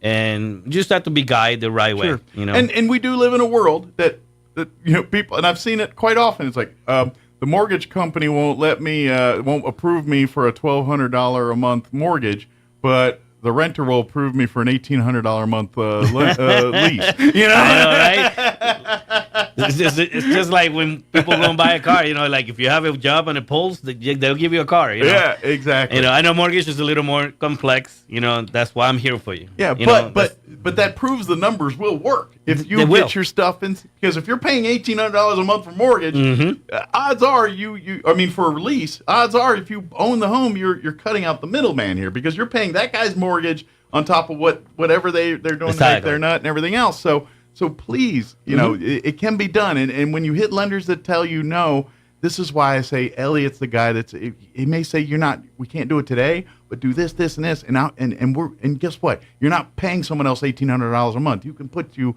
into your own mortgage, and invest in yourself. Yes, exactly. And this is why owning a home in America is still the best way to create financial stability for your family. It is the best way to do that. Because no matter what, you're going to be paying rent somewhere. Exactly. You've got to live somewhere. That's just the reality. Yes. And a lot of people are too worried about what their interest rates are and this and that. We have even talked about this many times on here, and talking about this, because I had a 9.5 interest rate back in 2004. Okay. And you're probably thinking, that's not too bad. Back then. Folks, let me tell you something. I think we just got a little spoiled in the past 3 or 5 years before. These 2% and 3% interest rates have made us a little spoiled. We got a little spoiled. The fact of the matter that if we had the 8.5, 7.5, that is nothing. Yeah. That to be honest, last month we spoke about that. If let's make an example, the $200,000 to $250,000 home at a 4.5 or something like that to a 6.5 or whatever, the payments are not that much of a crazy difference. Yeah. Okay. And that's the part that a lot of people need to realize. And waiting for the market to get better, and that being your reason not to buy now, is a mistake, because then the fact of the matter still stands. When the market gets better, the prices of the home will go what? Sure. Higher. So does the demand. Yes. So does everything else. Yeah. Because that's just the way it works. Because people's waiting on the sidelines. I Guess know. what? The term is people, not you. Exactly. And so there's a bunch of people doing the same thing. And so guess what? They're going to gobble it up. So it turns into a rat race where you're really, and guess what? Bidding wars. And then when you thought you're going to get it better. I got people right now losing houses because they didn't bid correctly. Folks, I mean, this is not my area. Okay, I'm not. That's your real estate agent. And the real estate agents make deal on that. But right now, if you really want a house, the idea is not to offer lower. Okay, it's a mistake. Okay, because someone will outbid. There's not you enough quick. houses. There's not enough houses. I mean, you got to come in with a good bid. Or I you know don't it's just totally crazy that it's happening, but it's happening. You know, and you be like, but the interest rates are higher. It's like, no, people still need a home. Yeah, but just remember, when these bids get crazy, you have to be careful. Yes, make sure it doesn't get too far away from the actual appraisal of said home. Your agent will tell you they'll do a comps on that property, and they'll tell you, you know what, if we go $5,000 or $10,000 higher, the house should appraise. Sure. Your agent will know those things. Yeah. Okay. Yeah. So don't go too crazy. So don't go too crazy without their know your limits on what the actual true value of this home is before you start throwing numbers out. Your agent will give you that advice. So follow your agent's advice. They'll take it, but then when you got to get financed for it, there's no lending institution on the planet that's going to lend you money for something that's valued less than what you need it for. There's nobody that will be the one time I tell you no. I'm sorry. For sure. Yeah, if you're wanting $50,000 for something that's only valued at $25,000, there's no lender on the land that's going to give you that. No, but don't be afraid of what's happening in the market. Don't be afraid of all those things. If you are ready to buy a home, you just need to think about that part. Yep. Okay. Do you need a home? Do you want to buy a home? Sure. Okay. I would help you try to do the best scenario possible. And it's getting in the game. That's just what you'll it be is. part of. And guys, when the market gets better, you could just refinance it later and lower your interest, but at least you bought the house you wanted. Sure. It's like a poker game. You can't win the poker game unless you're in the game. Sometimes you fold and you don't get into the pot. Sometimes you play. But that's buying a house. You get into the game. Okay, my interest rate's a little higher now, but guess what? Now it's refined. Now I get back in the game and I refi. Oh, it's going up. No big. But guess what? During this whole time, you're paying your mortgage, you're building equity, you're building your own money, your own stuff. So even if your interest rate's higher, that $1,200 or $1,500 mortgage, part of that's not going to interest, going to principal. That's paying off your home, and then after a few years, you've got what's called equity. And that equity will allow you to buy bigger and better things than what you currently have based on that equity that you've already paid on your home. And so if you're getting in later, even though your interest rate, you're still building equity, which means you're still building towards you. And then when, times get better, they drop interest rates down to 4 or 5%. All right, let's refinance the house. There you go. You go talk to Elliot and I had a 9.5, like I said. Yeah. Okay. It took me twice to refinance it to bring it down to 5.9. Yeah. Okay. And you guys would think, like, why in the heck you did it twice? I was like, well, because I didn't think it was going to get any better, and I got it probably at around 6.5 or something like that. Because I don't remember what the middle one was, but I remember the last time I refinanced it. Right. And the funniest thing is this: I ended up moving over here. Just not even a whole year that I refinanced it, I ended up moving over here. But my point is, I put myself in a better position. Yeah. Nevertheless, so that's the part that you guys need to think about. Don't worry about what's happening. If you need to think about if you want to buy a home, if you are ready, if your family needs a place to live, let us help you, and we'll give you the best position as we can anyway. Yeah, the determination of whether you need to buy a home or not should not be what the market's doing. Yeah, what's happening. Yeah. It should be where are you at in your life. Oh, I just got married. Oh, I just got kids. Oh, I just got a new job. I'm moving. I mean, your life dictating it determines when it's time to buy a home. And if you're getting to that point where you're on your own, you're settling down, and then you start meeting, life happens. You meet people, you create a family, and, and as those moments hit in life, it doesn't matter what the interest rates Let are. me give you an example. Do what you got to do. My sister asked me a couple years ago, when the rates were better, when is the best time to buy a home?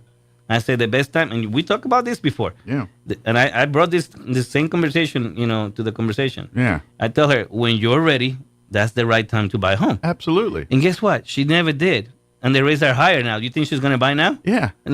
She probably won't. But Now, the games that you guys are talking about, that's the question you have when you already have your first home, and when's the time to buy the next home? That's different. That's when you start answering those, asking those now questions. you got the time on the world to do whatever you want to do. Yeah, okay? exactly. You're gonna sell the one you have or rent it, whatever you're gonna do with it. Yeah. See now, like Mike says, you're part of the game. Yes. Okay.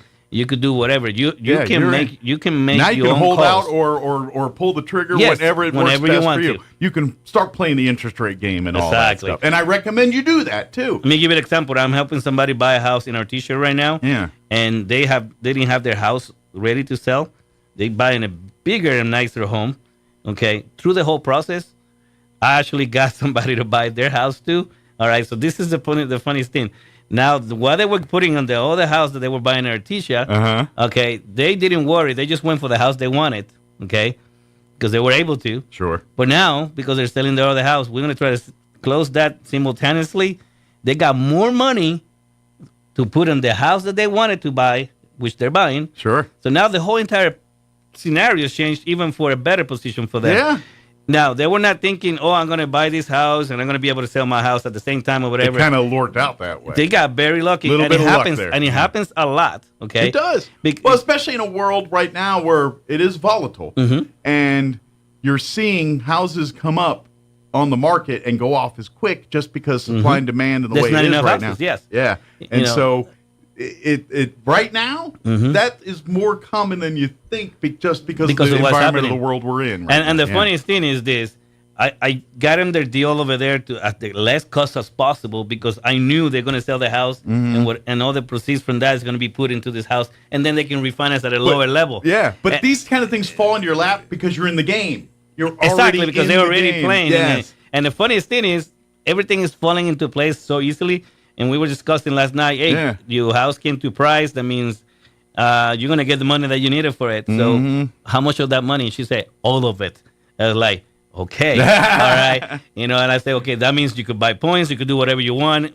Put a big chunk on the down payment. Sure. And put yourself in a better position. Absolutely. That's what this is the American and dream that's in the action. way it happens. Yeah. And this is happening, folks, when the rates are higher already.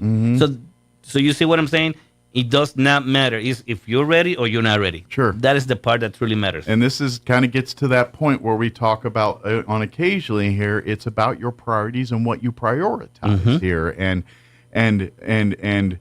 okay, you want this house, but okay, what are you willing to change in your life to if your money is not matching up right now and what's going on with that, you put the house you got to prioritize the house then. If that's truly what you want, do you need to look at your expenses. Are you spending $200 a month on coffee or $200 of every 2 weeks on coffee? Maybe we should find a better way to do that. And next thing you know, it's the same thing here. Okay, you've got a $700 vehicle payment here. Do you need a $700 vehicle payment here, or can we figure out a way to get this down? Exactly. I mean, and it happens. Yeah. And I deal with that all the time. You know. But you have zero credit whatsoever. You're in the world. All right. Let's do this. Let's get you some kind of establishment here, And folks, there's so many programs going on right now, okay? There's no grants. So if everybody's looking for grants, there's no such a thing. And if anybody's telling you otherwise, they're giving you the wrong information. I'm sorry. It's okay? outdated or not correct. But there are a bunch of programs happening right now, okay? The state of New Mexico is giving for first-time home buyers that qualify $10,000. And these aren't even like specialized, like your military or first responder or teacher or something like that. Let me tell you something. Yeah. I have folks out there, all the first responders and all that. I got programs for you guys. But the fact of the matter is, there are other programs that even give you more. So even those programs don't even matter. Gotcha. We got better ones. So we got better ones. But that I have them is awesome, because it gives you variety. Well, our company, because remember, some people don't qualify for those things, and they'll get the other stuff. It's everybody's individual needs are different, and what might work for one person may not be the best solution for someone else. And that's also something you need to know too is, when you talk to your friends and Ellie did this for me and this and that, because that's what was best for them. in your situation, that may not be the best. Yeah, case. everybody's different. Yeah, so you got to understand that. Folks, the state of New Mexico right now, okay, that's the New Mexico authorities, okay, that's MFA. They got programs for first-time buyers and even repeating buyers, okay? So no more is this first-time buying only. The government has said, oh, shoot, okay, we really need to help everybody now. Absolutely. Okay, so what I'm trying to tell you is it doesn't mean that if you don't have 5%, 10% down, you cannot buy a house. That is thing of the past. Sure. That's a myth. That's gone. Sure. Okay. Sure, it's nice if you have it. Yeah, if you have it and you want to do that, by all means do. But okay? that is not stopping you from getting a home if you don't have it anymore. So if you need to move to the first home or you need to upgrade to the next home and you want to keep the house you have as a rental, guess what? I got the tools. I got the resources to help you with that. Absolutely. So and even this, let me tell you something. I got a guy. Listen, this is funny. I got a guy that have a home. Yeah. Wanted to upgrade to a better home and keep his old home as a rental. Okay. Guess what? We still give a state of New Mexico programs to give him money for the down payment on the new one. Good for him. And he kept the other one as a rental. Come on, folks. If you want to be part of the system and part of the game, like Mike says always, it's a matter of making the decision. Yeah. Okay. If you want to better your family and do better for yourself, it's there, guys. This is America. It's America. It's for the taking. How it is. Okay. Yes. So there's no more like, oh, I cannot buy a house and this and that. No, you just need to be guided by somebody that actually cares enough. That's another thing too. I don't care how big or small your loan is. You're gonna get taken care of like you're $1 million customer. Absolutely. Okay. And that's my thing. Your pride in yourself. And my whole, Team Roswell, because I have a team now, so it's no longer Elliot by itself. He does a little help, so he's a little easier to get a hold of. Now I got more. I'm calling them the Three Musketeers. We're looking for D'Artagnan. So we can have our force. We need a D'Artagnan out there. Anybody? So my point is, Go guys, with pen skills. We got the right company. When I decided to switch companies, I really did my homework. I look for somebody, a company that was going to really back me up and help me help you. Sure. Okay. I mean, sound almost like Jerry Maguire now. Help me help you. Okay. Right. Show me the money. Show me the money. Folks, I got the tools. I got the programs. I even have a program with the company that I can give. Okay. Listen to this. This is for first-time home buyers and repeating, customers. Okay. Okay. On an FHA loan, if you don't have an FHA loan right now, okay. Okay. I can give you, if you qualify, 5% of the sales price of the home that you are purchasing. Wow. So that means I got 1.5 for closing costs and 3.5 for your down payment. Folks, I'm almost giving you everything to buy a home. Yeah, okay? really. If you qualify, you got the program. It's called Access Zero by Loan Depot. Okay, good deal. And let me tell you something. That's just one of the programs that we have. It's been very beneficial for. So there's a lot of stuff out there to help people, and it doesn't matter if you have a little money in the bank. That means you don't need to be broke when you buy a house. Absolutely. Okay, it's kind of nice if you're not. Exactly. No, but you know what? If you're in the market, I got the team. I got the resources. I got the experience. Sure. Okay. I got the ways how to do it one way or another. I always believe there's a way to get it done. Sure. Okay. Uncover every stone and it'll happen. Fold everything back and then it'll fit in the box. Yep. Trust me, folks. This is what Ellie does. He treats people like people and works with them like people in a world that everyone deals with numbers and crunching numbers and it's very easy to gravitate towards the numbers than the customer service and the people. You focus on that first and explain the numbers to them. And correct. That's what it is. Call Elliot if you're listening and thinking, you know what, I need to talk to this man. I'm ready to make that step happen. Call him direct at on his cell at 719-237-4680. Again, that's 719-237-4680. You can call the office at 505. Notice 505 445-2070 445-2070, or you can check out his website. He's got his own website. It is www.loandepot.com/Elliot Rodriguez, all one word, all lowercase. He spells Elliot with one L and a Z on his Rodriguez at the end there. And then, of course, you can also email Elliot, very similar, Elliot Rodriguez, again, all one word, same thing, at loandepot.com. Yes, sir. You can shoot that email. And, of course, he's on Facebook as well, too. Just look for Elliot Rodriguez on Facebook. Let me tell you something. I'm a salesman. Jesus Christ. I sell vacuum cleaners for God's sake. I mean, I've done a lot of things. God have blessed me to the point that I have got a lot of experience, so I can put myself in the same level of my customers. Absolutely. Okay, because I work for you guys, folks, not the other way around. Yeah. Okay, so I'm here. I don't have any other agenda but to help you accomplish the dream of owning a home. And at the end of the day, when you guys are happy, that makes him happy, and it also is good for his business because he doesn't have to. It's kind of like people that cook chitlins. They don't need to advertise. They're just dark cooking. And, That's very true. That's very true. And so it kind of by default I love creates it. that a little I love bit it. too. But no, you know what? Don't hesitate. If anybody tell you no before, there's always a way, folks. Absolutely, there's always a way. Absolutely. Well, Elliot, thank you as always. Apologize for our our double booking here, but have a good weekend. We'll see you next time. All right. All right.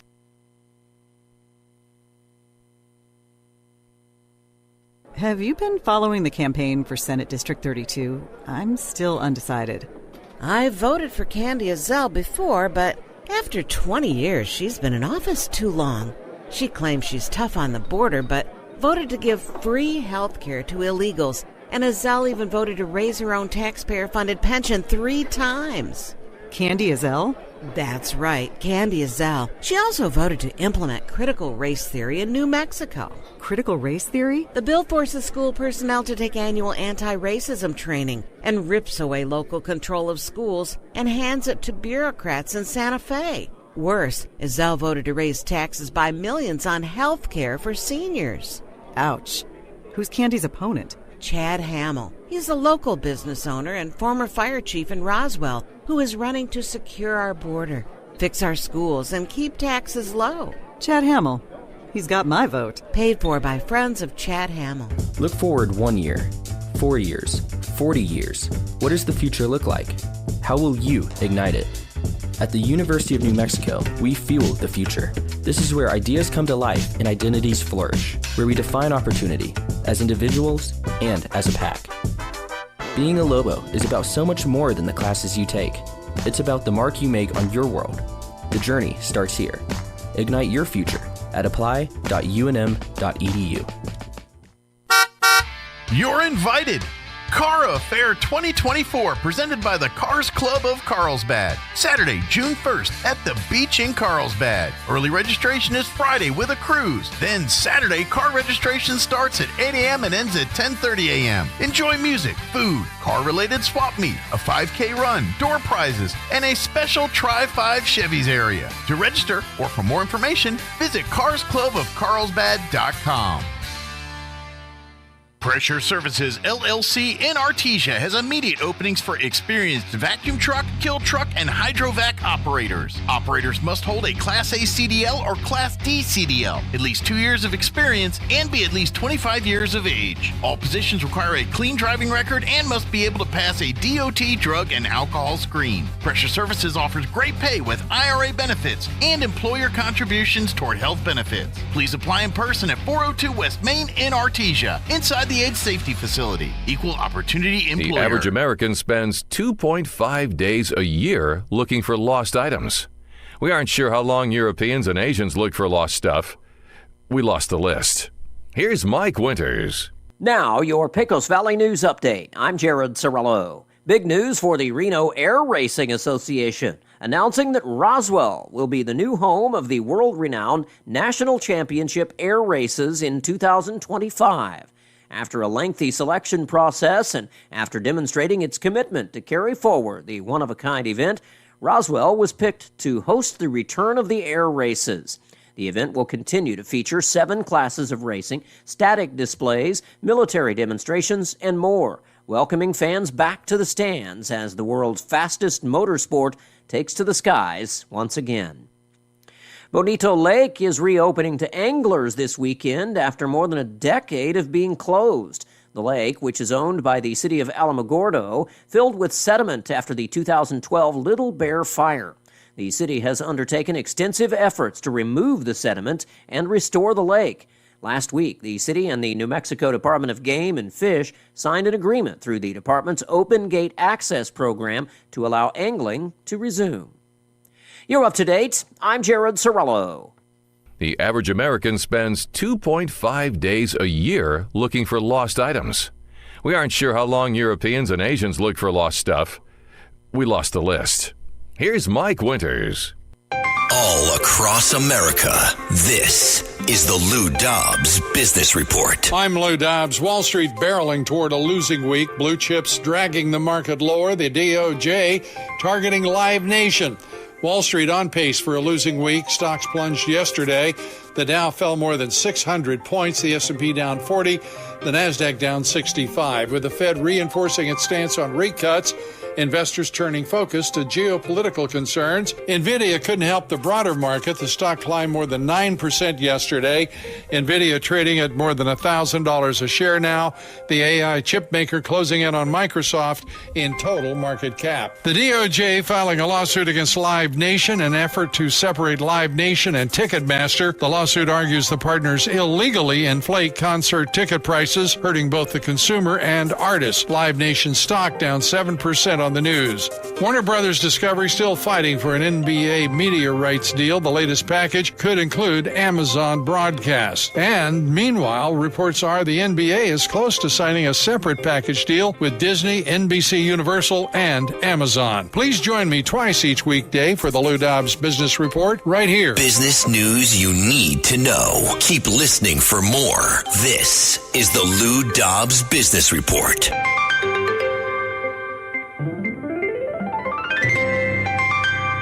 Are you looking for a better way to sell farm, construction, or fleet equipment? Purple Wave Auction takes the hassle out of selling heavy equipment. Our experienced auction professionals make the entire process easy, and we'll market each asset not just to our enormous equipment buying community, but specifically to the right bidders who are eager to purchase your specific assets. We'll handle the paperwork and payments so you can get back to running your business. Join the growing list of happy sellers who don't just sell but succeed with Purple Wave Auction. Straight, simple, sold. All.com. I'm Rich Thomason. Israel insisting it will do whatever it takes to safeguard its citizens. This after the UN's top court ordered the Jewish state to halt military operations in the southern Gaza city of Rafah. It is a non-binding order which Israel is expected to ignore and which the International Court of Justice cannot enforce. House Speaker Johnson says it's time for Senate Majority Leader Schumer to join his invitation to Israel's Prime Minister to address a joint session of Congress. Schumer, the highest-ranking Jewish official in U.S. history, ruffled feathers back in March when he called for new elections in Israel to replace Benjamin Netanyahu for his handling of the war in Gaza. At the time, he accused Netanyahu of losing his way. Now Speaker Johnson says he told Schumer this week he needed to, quote, sign the joint letter, and if not, we're going to proceed and invite Netanyahu just to the House, and I'll send individual invitations to senators. Bob Agnew reporting. If you think the heart of deep blue New York City isn't MAGA country, you might want to reconsider.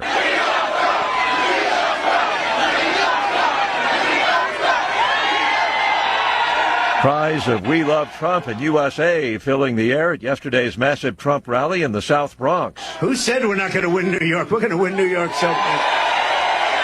An estimated 25,000 people turned out. The gathering rankled some Democrats. They insist Mr. Trump has no place in New York City. But many at the rally, including some who claim to have traditionally voted Democrat, say otherwise. A small gathering of anti-Trump protesters did show up. Shots rang out last evening, a high school graduation ceremony in Oakland, California, and 2 people were wounded. On Wall Street this morning, stocks are higher so far. The Dow is up 54 points. The Nasdaq ahead 153 points. More on these stories at townhall.com. Everybody wants cheap airfare, but where do you find it? You call low-cost airlines. Their prices are direct from the airlines, and they're so low you can't find these fares published anywhere. They specialize in cheap flights, discount hotel rooms, cheap car rental rates, and great package deals anywhere around the world. Wherever you want to go, they can help you get there cheaply and with a best price guarantee. If you want the lowest prices on your airline tickets or other travel services, call now. That's right, call. That's the only way to get these rates. Experts are standing by 24/7 to get you the cheapest airfare and hotel rates available. So don't wait. Call right now for the lowest travel prices anywhere and for great last-minute travel deals too. Call 866-755-5300. That's 866-755-5300. Again, that's 866-755-5300. Call us right now. Spain's national police say 4 people died when a building housing a bar and a restaurant collapsed on the island of Mallorca. The floor of the establishment collapsed at around 8:30 p.m. local time, causing people to fall into the basement below, where there were also customers and staff. One man was pulled from the rubble with a broken arm, and the rescue services are working on the assumption that more people are trapped. Rescuers asked onlookers to remain silent in order to allow them to hear the voices of survivors. More than 20 ambulances took those who were injured to nearby hospitals. The BBC's Guy Hedgecoe. South Korea's military says North Korea appears to be preparing to launch its second military spy satellite into space. The military says it has detected signs that North Korea is engaging in activities that could result in a launch, and that the launch could come sometime soon. News and analysis at townhall.com. Families of 4 of the 5 Marines killed when their Osprey aircraft crashed have filed a federal lawsuit against the aircraft manufacturers. The Marines were killed when their MV-22 Osprey experienced a catastrophic mechanical failure known as hard clutch engagement, a known problem that has happened more than a dozen times since 2010. The lawsuit names Bell Textron, the Boeing Company, and Rolls-Royce, saying that the Osprey's design is flawed and does not meet U.S. safety standards. The Osprey can take off or land like a helicopter, but fly like an airplane. The military services have called it a game changer, but it has not been without significant cost. Since 2000, more than 50 service members have been killed in accidents involving the Osprey. I'm Lisa Dwyer. Residents of Greenfield, Iowa, working to clean up days after a destructive tornado ripped apart more than 100 homes. Townhall.com. Have you been following the campaign for Senate District 32? I'm still undecided. I voted for Candy Azell before, but after 20 years, she's been in office too long. She claims she's tough on the border, but voted to give free health care to illegals. And Azell even voted to raise her own taxpayer-funded pension 3 times. Candy Azell? That's right, Candy Azell. She also voted to implement critical race theory in New Mexico. Critical race theory? The bill forces school personnel to take annual anti-racism training and rips away local control of schools and hands it to bureaucrats in Santa Fe. Worse, Azell voted to raise taxes by millions on health care for seniors. Ouch. Who's Candy's opponent? Chad Hamill. He's a local business owner and former fire chief in Roswell who is running to secure our border, fix our schools, and keep taxes low. Chad Hamill. He's got my vote. Paid for by friends of Chad Hamill. Hi, this is Jim Gill from Roswell Seed Company, here to announce that our geraniums are ready. So now the great debate begins. Are they pink or are they raspberry sorbet? Are they orange or are they Caribbean coral? Well, whatever you call them, they're the prettiest geraniums anywhere. We raise them in our own greenhouse, then send them home with you to brighten up the world. So come get yours now while the selection is best. Don't worry about the silly names. I heard that. Yes, dear. Coming, dear. Right away, dear. Of course, you're right. You may be wondering why an Eastern New Mexico rancher wants to be part of our state Senate. The answer is simple. I want our conservative values heard in Santa Fe. My name is Pat Boone, and I'm running for New Mexico Senate District 27. This beautiful state is primarily rural land, and my family's been ranching here since 1884. I'll fight for your land rights, your parental rights, and your right to bear arms. I'd appreciate your Republican primary vote on June 4th. Paid for by the committee to elect Pat Boone, Mark McKay, Treasurer.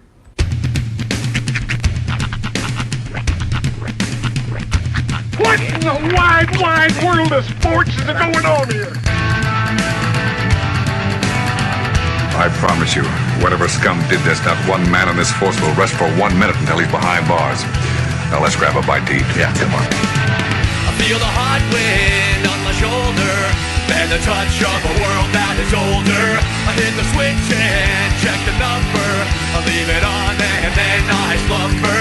I hear the rhythm ringing through it. Flamenco guitar and cumbia music. I hear the talking of the DJ. The travel witch, and what does he say? I'm on a Mexican radio. I'm on a Mexican world radio. Broadcasting live from high atop the J.P. White Building in downtown Roswell, New Mexico. It's Mornings with Mike Winters on 106.5 Roswell's Talk FM. Is that what I sound like when I talk? Now, here's your host, Mike Winters.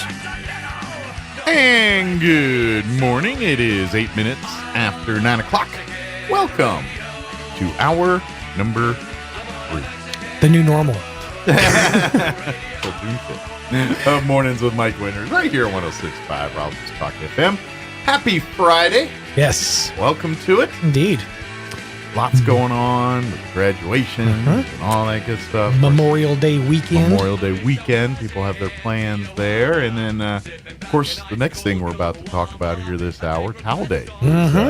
Officially tomorrow. Yep. But it's kind of a Towel Day weekend, starting today at the library and then going on to the Galacticon Towel Day event at the Convention Center tomorrow. So yes, sir. We'll talk that this hour. We'll have, of course, Guy Malone will be back with us, and Oddfell will be here as well too. So you'll get to meet and learn about Oddfell and the world of Hitchhiker's Guide to the Galaxy and Towel Day. That's awesome. That's coming up next here this hour. But graduations, we will have live streaming video of those. So if you can't make it out to Goddard's tonight, or Roswell's tomorrow night, or early college tomorrow morning, we will have all those for you at our video channel, ksvttv.com. Click on the various school channels and you'll find them. It is nice this year that we don't have to scramble around like we did last year to have alternate venues for graduation. I don't think we'll have to worry about any of that this year. Weather will not be, rain will not be a factor. Probably going to be warm. Might be windy tomorrow night. I know Gonna be a little the windy, wind might be an issue out there, but rain will not. So just tape down your mortar boards, kids. Please wear clothes under your caps and gowns. They might blow up.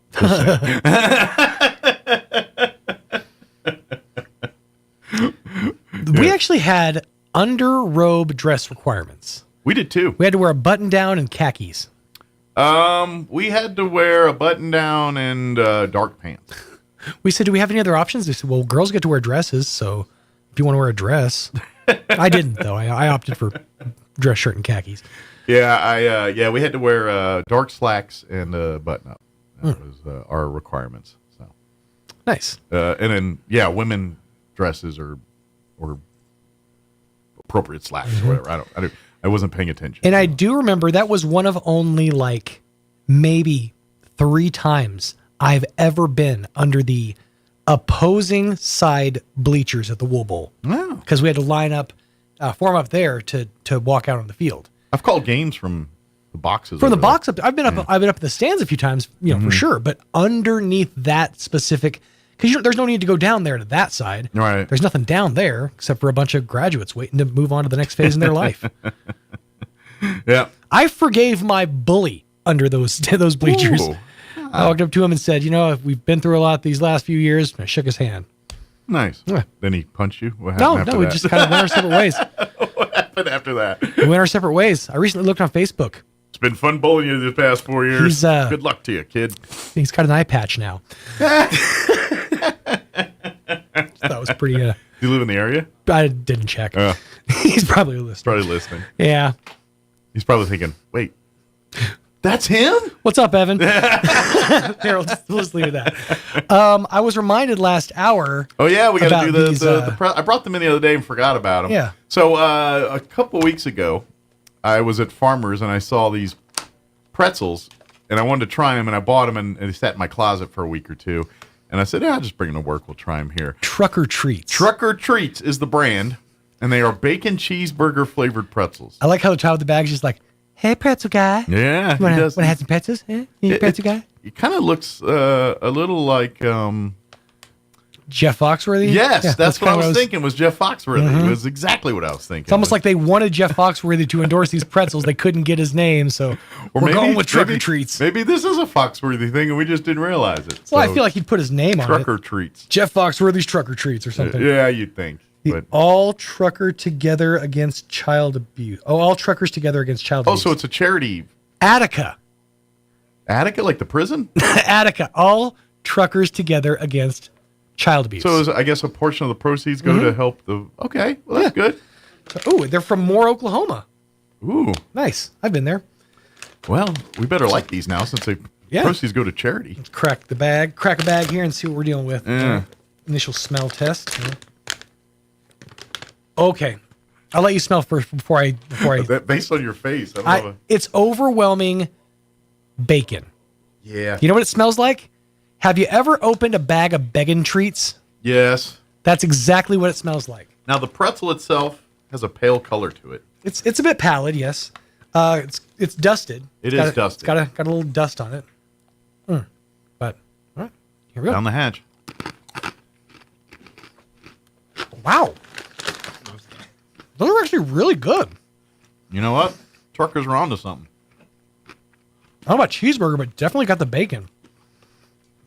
I'd eat this whole bag. I could knock down a whole bag of these. Mm-hmm.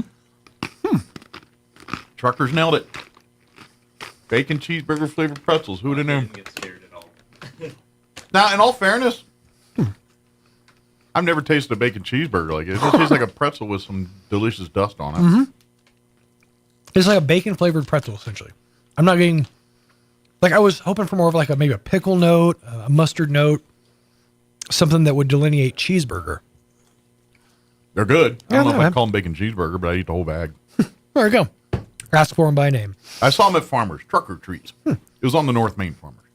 It just reminds me of, if you ever been to like the dollar store, they have, you'll see them called wrap snacks. Take them with you. I'm not going to eat them anymore. I can't eat. I'll eat the whole bag. Yeah, exactly. That's why I'm saying take them, because I'll take the bag. But they have these things called wrap snacks, which is basically like, normal snack foods like puffs and doodles and whatnot. But it's like Missy Elliott's sour cream and onion cheese puffs or something like that. Or Flavor Flav's flavorful nuggets or something. I'm seeing a lot of that. Yes. Like Patti LaBelle's got like chicken and biscuits that you can buy. And now they've got all the celebrity chefs. And I think they're all done by the same people. It's Andrew the Bizarre Food guy. Yeah. Gordon Ramsay. And the other one I saw was Guy Fieri. Okay. Those three. I think there might even be a fourth chef in there, but they're packaged kind of similar. The dishes are more signature of the, like there's a fish and chips one with Gordon Ramsay. There's a lot of nacho-y cheese stuff with Fieri Of course. stuff. And yeah. It never ceases to amaze me what that man will put his face and likeness on. Oh, yeah. Have you recently been to a convenience store and seen now you can purchase Guy Fieri scratchers? Sweet. Yeah. There's nothing to do with food even closely, but it's Guy Fieri's $10,000 ticket to Flavortown or something like that. Nice. Yeah, so. There you go. It's amazing what celebrities will put their faces on for a quick payday. Scratch off lottery tickets. Why not? I already tried. You can't scratch Guy's face. To me, that seems better than the online pay-to-play game advertisements that you're seeing, like Drew Barrymore. And yeah. Now I'm seeing Sheldon's mom. Oh, really? All doing them. Yeah. Oh, that's bad. I'm seeing quite a few of her doing them. It's called King's Quest 4. Yeah, I know. Yeah. Yeah, those are awful. Yep. It is 16 after 9. Probably should get the hour going. I got to get the cheeseburger. I'm going to eat some more. That was good. That was. It is 9:16. Let's get you up to date on the weather. I'm meteorologist Steve Hamilton with your Pecos Valley weather. Things look pretty hot for our holiday weekend. High pressure will be in place, and that'll take us into the mid-90s for the afternoon high today. A little breezy, and we get sunshine. Overnight it'll be clear with upper 50s. Pretty windy on Saturday. A few gusts around 40 miles an hour. Sunshine, though, and mid-90s. We'll stay sunny on Sunday and Memorial Day, mid to upper 90s. That's your latest forecast. I'm meteorologist Steve Hamilton. Thank you, Steve. Currently 76 degrees here in Roswell. Humidity's at 14%. Winds, they say, are variable at 3 miles per hour. Sunny today, mid-90s for a high. 94 expected high today with winds out of the north, 5 to 15 miles per hour, shifting to the south later this afternoon. Mostly clear tonight. Overnight low of 59 degrees. South winds 5 to 15 miles per hour. Saturday's going to be windy. Mostly sunny, 96 for a high. Winds will be out of the southwest early, 5 to 15 miles per hour. As the day progresses, winds will increase 20 to 30, gusting as high as 40 miles per hour. Tomorrow night, mostly clear, overnight low of 61. Winds will remain a-blowing. They're going to be out of the west, 20 to 30, gusting as high as 45 miles per hour. Winds expected to drop down 10 to 20 after midnight. For Sunday, sunny and 95, northwest winds at around 15 miles per hour. And for your Memorial Day, sunny skies, 96 for a high, and looks like mid to upper 90s for a good hunk of next week. They do have like a 30% chance of rain on Wednesday, so we'll see if that shapes up to something. All right, it is 9:18. We're going to take a 4-minute break, and then we're going to talk Towel Day on the other side. Don't go away. You're listening to Mornings with Mike Winters. This is State Representative Jim Townsend.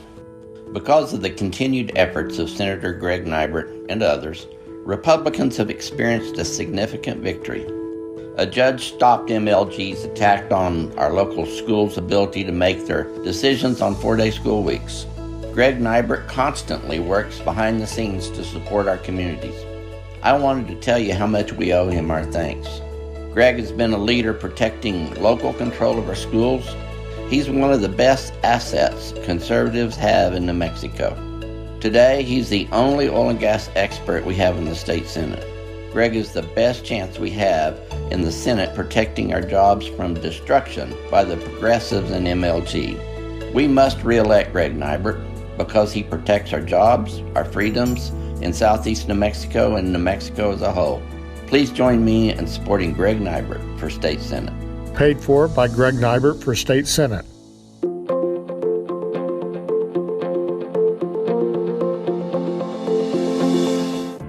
A quote once that said, "When you blame others, you give up your power to change."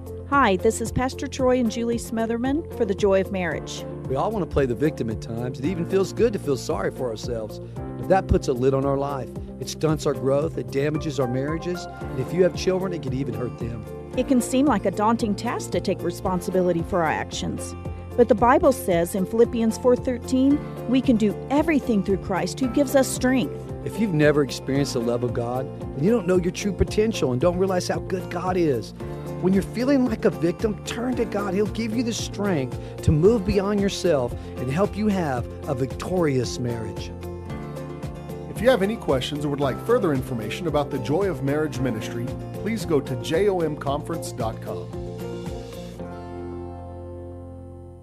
Artesia General Hospital recently welcomed urogynecologist Scott Beard to the team. Dr. Beard is board certified in obstetrics and gynecology, as well as female pelvic medicine and reconstructive surgery. With nearly 25 years of experience in women's health, he treats conditions such as incontinence, chronic pelvic pain, prolapse, endometriosis, and others, offering surgical and non-surgical care options. Dr. Beard joins our women's services team currently working out of Memorial Family Practice in Artesia and is accepting new patients. Learn more and schedule your visit at artesiageneral.com/UROGYN or call 575-736-8394. Cavern Fest returns to downtown Carlsbad on Friday, June 7th and Saturday, June 8th. This free family-friendly street festival has fun for the entire family to enjoy, from live music, activities, food trucks, vendors, and so much more. Visit our event website, www.cavernfest.com, for more details. Thank you to our sponsors, Chevron, XTO, ConocoPhillips, C&B Bank, and many more. Paid for by the City of Carlsbad Lodgers Tax. She's like Texas, and she likes me. This is Chaves County Sheriff Mike Harrington. Candy Ezell is running for the state Senate, and I want to tell you why she's the best person for this job. Candy has been fighting for us. As a state representative, she's been an advocate for law enforcement and for the rule of law. She's been voting against Michelle Lujan Grisham's attacks on the Second Amendment for years. And whenever Candy stands up and says no, people pay attention. That's why we need her in the state Senate. She's also been fighting for all the policies that have led us to the border crisis, including opposing catch and release of violent criminals, drivers, and professional licenses for illegals. A vote for Candy Ezell is a vote to restore law and order and to secure the border here in New Mexico. This is Chaves County Sheriff Mike Harrington asking you to vote for Candy Spence Ezell for State Senate District 32. I'm Candy Spence Ezell asking for your vote in the upcoming Republican primary on June the 4th. Paid for by Candy Spence Ezell for State Senate District 32. Here's a Mornings with Mike Winters fun fact. Astronauts are not allowed to eat beans before they go into space because passing wind in a spacesuit damages them. The suits for the astronauts. Here's Mike Winters. And good morning. It is 23 minutes after 9 o'clock, and joining us in studio this morning, of course, Guy Malone's back with us to talk a little Towel Day with us here and get everything else. And also we have a guest with us, Oddfell, as well. Good morning. Good morning. Is it Oddfell or Oddfell? Oddfell. Odd? Oh. Elaine made me... Sorry to throw you under the bus, Elaine. He's wrong. I've been calling you right. Oddfell. I've been calling you Oddfell for a day now. It's okay. Thanks for that. Oddfell. I thought I heard her say Oddfell. I was like, I think she said Oddfell. But good morning. Welcome. Well, where are you from originally here? Where you? I'm Ohio based, so it's a bit of a hike to get here, but it was a pretty smooth trip. Yeah. Excellent. So are you from the Ohio area, like the born and raised kind of thing, or? Yeah, I was over kind of near the West Virginia border on the Ohio River, so a lot of times they'll say I'm from West Virginia, but I am from Ohio. I grew up in Maryland, Washington D.C. area. That's where I'm from. I joined the military. That's how I ended up in New Mexico and met my wife and everything. So I've been here 20 plus years, but I grew up East Coast, not too far from your stomping grounds there, so I'm a little familiar with the Ohio area and West Virginia area. So very cool. But before we talk all about Oddfell here, if for folks not familiar, the Towel Day is an international event that is celebrated internationally. It's surrounding the Hitchhiker's Guide to the Galaxy book series and all of that. And so the holiday was created to honor the author. It's his birthday of the author, and that is May 25th. And so internationally, Towel Day, which we'll briefly explain why towels, but if you know the story, then you know exactly why towels are in it. But if you're not familiar, a towel is kind of like if you got a towel, you got everything you need. So it's kind of a universal, you got life covered, you got a towel over your shoulder kind of thing. So that's the whole premise. But it started real grassroots as hitchhiker nerds kind of doing it, and it's kind of grown over the last 10, 15 years now that they've been doing this. And Roswell will be having its very first own Galacticon Day to celebrate Towel Day. And all day tomorrow out at the Convention and Civic Center, they're going to have like a con that you can come and do not really everything hitchhikers, but it's going to be a full, all things nerd will be there too. It's not just hitchhikers, but for hitchhiker fans and hitchhikers folks, it's going to be the world of that, and cosplay to crafts to the lore to games to food to fun, the whole kit and caboodle that is Hitchhiker's Guide. And so that's happening tomorrow at Galacticon. Now, if you want to get the precursor, today at the Roswell Public Library, beginning 3:00, right?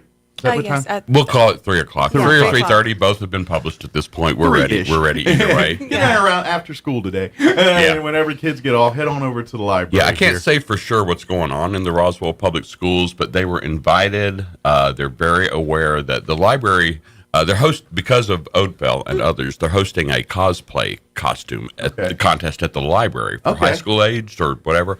And this coinciding with the last day of school, they invited them to carry a towel with them to observe Towel Day I hope there's a few in the kids public going schools there, walk around school and this maybe morning. cosplay. There's nothing official. The schools haven't endorsed it, but they're not fighting it either. It's a big thing for Roswell, and I think they're very. It is, If the kids wear their sci-fi cosplay and then they come to the library to win money. My wife's a second grade teacher. And she literally told me today, it's like they took their books, they have nothing. We're literally here today just being in the building, watching movies and goofing off till the bell rings. I hope they're wearing sci-fi cosplay. So if you are seeing kids out and about or people walking around town today and they got a towel over your shoulder, it might be just because it's 95, but now it could be because they're also honoring and participating. You're right. Douglas Adams is the author of The Hitchhiker's Guide to the Galaxy. Yeah. It was a massively popular trilogy. It's in 30 languages now, but I bought it in high school. Geeks the world over can quote it like the Bible or Shakespeare, though. Sure. And when Douglas Adams passed, heart attack, like age 49, his birthday was 2 weeks later, and the fandom just sort of organically, spontaneously carried a towel with them on that day. So this is all really worldwide, just organic. Yeah. There's nothing. I mean, now It's fandom we're led. planning and organizing, but it really was organic. It's just You're right. The feelings and the emotions of the time begat this. Yeah. In which to me makes it more special because that's the meaning. That's the truth. This is, sure, this isn't going to be for everybody, but nothing ever is. But if you're a cosplayer, sci-fi fan, geek, nerd. And if you're looking for something that you love that kind of stuff and looking for your niche, maybe Halday's the thing that gets you into it. Maybe you have a curse. Maybe you saw the movie. Yeah. And you're like, that was a good movie. And now you're like, oh, maybe I need to read the books and learn more of the lore because we all know movies are never as good as the book. Yeah. Never. I've run across a lot of people in the last week or month since we've been promoting this, or months. Oh, yeah, I saw the movie. And I used to be like, you're not in the community. No, that doesn't count. Yeah, but one of the visiting guests, they have this thing called Talday Ambassadors, annually voted on. We have at least 1 to 3 appearing. The others haven't showed up yet. Okay. But Yvette Keller is the 2023 Talday Ambassador. Okay. And as she was helping me with this, I'll say this, I organized the event, but Sure. I organized it to the event of bringing in people that are bigger fans and know more than I, like this one and Yvette Keller. Yeah. So the Talday Ambassadors, they serve kind of like they're like Miss America's Yes, kind of thing. but It's like you they're don't almost lose like the title. They're a representative, and then they go out to spread the mission, to spread the message. Yeah, they're essentially like lore scholars. Like I'm very new to hitchhikers. I don't know much about it. I'm very new to this fandom. And I mean, she's been able to bounce off pretty much every answer to every question I've had. Like, so now truly I'm a lore curious, scholar. because you've gone from basically not a noob, I guess, for lack of a better term here, to cosplay and to living the life here. I mean, what drew you to that? I mean, that's a big, like there's things I've gotten interested in. I'm like, oh, that's kind of cool, but I've never like, all right, I'm going to completely commit to it like that. What was it for you that drew you to that? To cosplay in general, or Just yes, in general, but hitchhikers particularly. So I was in contact for Galacticon originally, but I tend to do Anime Expo, which is the same weekend. Okay. So then we decided on, I can probably make this work. Like I can crash course this, I can figure it out. Okay. So then I deep dove and I listened to the radio show and I watched the movie. So now I kind of have an idea. Okay. And then from there I was able to kind of design and make a costume from it to bring. So for cosplay, like, were you one of those folks as a young girl growing up, in the closet making costumes and, like I remember like taking cardboard boxes to try to make myself as robots and things like that. Was that you as a kid? Oh, absolutely.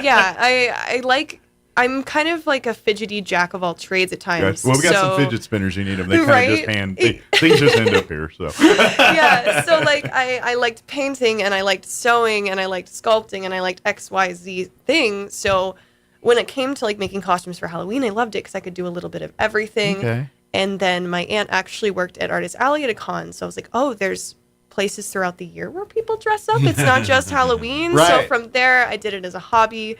From there, I started modeling more, and from there, now I'm a full-time cosplayer. And I get to Excellent. travel and do stuff like this, and it's been really great just to see new cities and new people. So do you do like for now? Is it mostly committing to the odd felt character and Hitchhikers, or 1 week you're there and next week you're doing some anime or something different?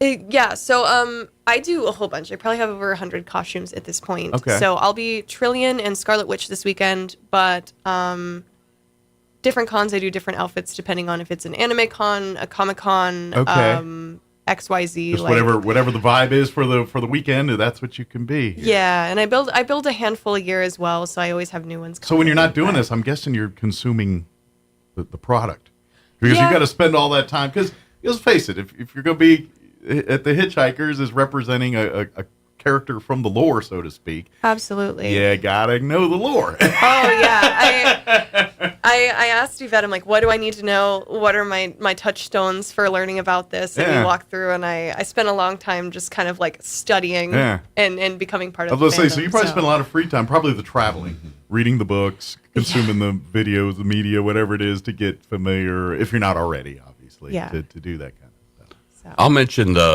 as a sci-fi event in the holiday is that blends so well with cosplay. Absolutely. I read a little thing on the Wikipedia about the Hitchhiker's Guide to the Galaxy. The female lead character, Zoe Deschanel, whatever, in the movies. Yeah. Wikipedia said something that she has never been portrayed accurately, physically, as far as her outfit and her look in any movie, or there was also a British television series as well. Okay. But Wiki just noted that she's never been, so I'm like, okay, well, I got a professional cosplayer here, and I just, whether it's a challenge or hey, to theme the event, would you invent Trillian accurate to what she should be, according to the way Douglas Adams wrote her? You're trying to interpret it straightly from what the book describes her as. Yes, and there's not much to go on, so I'm hoping I've done her justice. And she's a different race. You yes. told me that early on. We should have given us a better character description on here. So, it's his fault we're not getting it right. I've tried to be as faithful as I can to the book, so I'm hoping it comes out really well. Well, but this is the cool part of the world, because 20 people can read a story and get a different feeling from it. You know what I mean? Yeah. And so events like Towel Day and the con here give everyone a chance to express their version of the world. Yeah. You know what I mean? Like, yes, you have our cosplayers and you have your stories, but we want people to come in your own versions of people of the universe. You know what I mean? And that's what you see at a lot of cons. Like when you go, like Star Wars, that's pretty popular. Right. A lot of people dress as stormtroopers and Boba Fett and various other things. But what a lot of people do that you don't realize is they're dressing up as people of the Star Wars world. Maybe this is a guy from Tatooine and he's a farmer or something, or maybe this one's a bounty hunter from another, so they invoke characters that aren't really in the movie per se, but they are people of the world. And so this is events like this create that. It's like, okay, you can't be one of the main characters maybe, but you're a guy at the bar. You're a person. That lives in when the you go to town cosplay events, you can actually see someone. What's your costume? And they're like, oh, I'm that NPC in the background that was leaning up against the wall when the car wrecked. And that's man, you nailed it. Yeah, and Absolutely. that's what people love about it, because they have as much passion about the franchise, the book, whatever it is, as you do. But what they like about it may not be the same thing, and you all get to share that and have the discussions. And I'm going to guess you're going to have a bunch of people come up to you this weekend, and they're going to share their versions of what you should look like. There will be other Trillions. Yvette, the Towel Day ambassador, said, so, should I not wear my Trillian outfit? I'm like, please, if I know anything about this, she's not insecure. But I think this is a good thing, because, at the end of the day, it's getting more people to share your love of the culture, the passion for the product. Absolutely. And there's something so beautifully transformative with cosplay, too, because since we are all essentially the medium in which the art is being shown, like we're the canvas, there's something so personal about it, where it's like you could have almost the identical character and they're going to be two completely different takes for what that person connects to, how that person interprets it. Yeah. And I think that's why people like it so much, because it's a way to kind of connect with a character you really enjoy, but also make it your own in a way that I feel like maybe traditional art or like even like fan fiction writing or other type of like fan outputs don't do. Yeah. So it's always it's really cool to see, and I'm hoping a lot of cosplayers show up. I would love to see people's costumes. So well, and to me, this is why theme parks are the big business that they are. You look at Universal creating the Harry Potter world, because we all read the books, we all saw the movies, and all of us, I don't care if you're 6 or 60, at one point you're like, wouldn't it be cool to be in the, Diagon Alley or walk around Hogwarts, that would be cool. And so Universal Studios like, hey, we'll build a park that looks just like it, and you can ride the train and go to the castle and there's a reason why they do it, because people they love the universes and stuff. They want to be in that world. And that's what these cons are. It gives a chance for people to live in that universe for a day or a weekend or whatever it is. And all the other people are looking for the same thing. So when you see someone with a towel, go up and talk to them. Say, how you doing today? Talk about this, and why certain ones catch another. Like Hitchhiker's Guide, if you ever read the books and things, yes, it's a fun science fiction story, but at the end of the day, it kind of is a lot of life lessons and a good outlook on life, and not a bad way to pattern maybe life after. Good books do that for you, and so it probably evokes an even more following, because some of the wisdom within the story is a good way to live life. And if you adopt that, okay, maybe you're not wearing the costumes every day, but the mindset, how to treat people, how to interact people, how to interact in life. Those lessons, they do translate. And so if I think kids learn human skills through dressing up as cosplay and enjoying their own universe, then that's an amazing, awesome, ancillary, cool thing that happened there. And so have you known a kid or anybody that like started in high school and then just went on it'd be you 10 years later? Yeah, okay, like, yeah. Oh my God. Hi, I'm sitting right here. Nice to meet you. I started cosplaying when I was in high school. Awesome. I think especially for kids too, it can help foster self-confidence, because for a lot of us, like, it could be something where you're shy as yourself, but if you put on like Captain Marvel, Captain Marvel's cool, collected, confident. I've seen your. And I think it's a really good way for people to, take those things they want to be that they see. Like, I see this character and they're confident. I want to be like that. Mm-hmm. Gonna dress up like, I feel a little confident for the day. You get out of your shell. You're doing something new. You're connecting with people that like it. And I think it can really build good, positive communities and just be great for kids and teenagers in general. The things that come out translate to great life lessons for people. And it doesn't matter if you're old, young, or in between. That's something we can all learn. And in the day and age and the world we live in, where everyone seems to be more adversarial than wanting to work together, maybe we need to dress up in silly outfits and have a little fun. We covered last time I was here how inclusive this is. Yeah. One of the Talday ambassadors owns a TARDIS, and he's the head of a Doctor Who fan club in Texas. But he's also a Talday ambassador. Sure. And then by night, Lisa they're probably is Star Trek chiropractors or something. You know what I mean? Yeah. It's just the world. Yeah. Yes. So whatever your cosplay is, if you're going to come Saturday, all realms are welcome. Very inclusive. Lord of the Rings, Star Trek. One of the Talday ambassadors will probably be wearing Star Trek. I say cross promote. Yes, Put on we your do. Star Trek outfit and throw a towel over your shoulder. Why not? Yeah. You're Captain Picard Bingo. in the Guardian. I mean, why not? Shoot, dress up as your favorite Marvel. Shoot. Go old school. I'm a Hanna-Barbera guy. I'm going to come in as Fred Flintstone. Why That's not? funny because she's doing the Avengers Scarlet Witch. Yeah. 10 to whenever you change into the Trillian outfit, just for advertising. People, if you show up at 4, expect to see Scarlet Witch. Ain't going to happen. Gotcha. But That'll be early in the her day. costume, she literally asked me when I said, could you do that one? That's popular now. That'll draw people. Do you remember what you asked me? Yeah, I have 4 different versions of Scarlet Witch. So I was asking, because I was like, I've got the 90s one that's from the comics. It's a little more like iconic. It's like a timeline history of the various costumes over the years. Yeah, because I really like 80s and 90s comic designs. Sure. So a lot of my costumes are that. So I was like, do you want the comics one? Do you want the movies one? Yeah. Like, what do you And that's feeling? half the fun for you guys, too, Yeah. is to get, it's kind of like Batman.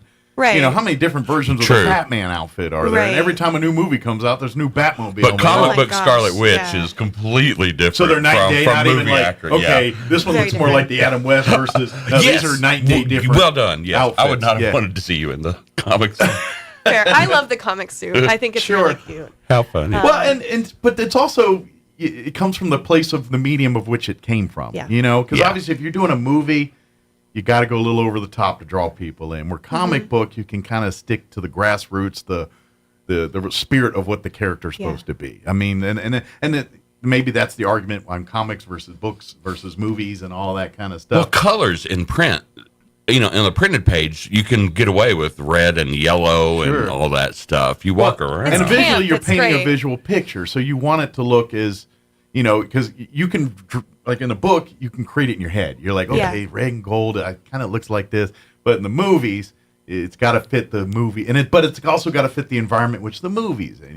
If Batman if the world looked like sunshine and rainbows, and there's this guy with dark everything, that's going to stick out like a sore thumb. I think Wolverine nailed it in the first X-Men movie. He's like, the costume factor, he's like, what, you're expecting yellow spandex? I did expect yellow spandex. I wanted Yes, yellow spandex. I was disappointed. We're going to get it. Galacticon goes to the movies. Our Galacticon crew will all be going to see Deadpool and Wolverine together. Yeah, Galacticon's really a community, by the way. We try to keep up with each other throughout the year. And, Absolutely. And do And of course, little things. This is one. And we're kind of looking at this Tal Day here as kind of like pre-gaming for Galacticon here in a month or so. I appreciate that. Kind of what it really is. So you're going to see a lot of, now, even though it's all the Hitchhiker's Guide to the Galaxy, and that's the main umbrella for this one. But like you said, it's all things sci-fi, all things pop culture, really. Locally, Todd Hobbit, he's bringing his, I think he's Boba Fett Is he going I Boba think Fett this time? Boba, He'll do Predator. He's got a couple in his tool bag there. That he goes Yes. to there. So That'll be cool to see. Yeah, and like we said too, you come in your costumes too. You know, if you just want to throw a towel over your shoulder and come on in, awesome. But if you want to go a little harder or go with your favorite, whatever, you know, maybe you're trying to lure to your thing. You're saying, you guys sleep on Power Rangers, man. Power Rangers are great. I'm going to get you. And so come in and with your Power Rangers flag, touting how awesome you look. You know, that's what this is all about too, is kind of saying the things you love and proud of and what you're into and hoping others kind of share those experiences with you. And that's at the end of the day that, I mean, yes, we're going to have the con stuff and the meet and greets and the games and the food and the vendor booths and all the, like, if you're looking for collectibles, all the best collectibles are going to be one spot here. Yeah, a lot of local people that have been vendors at Galacticon over the years, since we're launching this brand new as a first thing. We don't know who's going to show, but we invited our Galacticon vendors that live here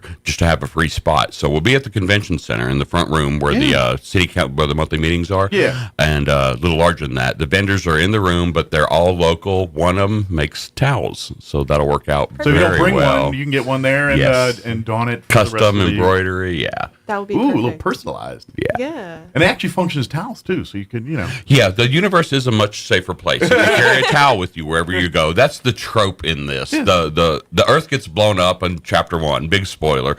Arthur wears his robe throughout the rest of the novel, never has time to change. He learns from the book that the universe is a much safer place if you carry your towel with you. Yeah. There's a paragraph of trope that I'll spare you, but you can wet it for hand-to-hand combat, you know, whatever. But as we said, when Adams passed, the fandom created, I'm going to carry a towel with me wherever I go on May 25th.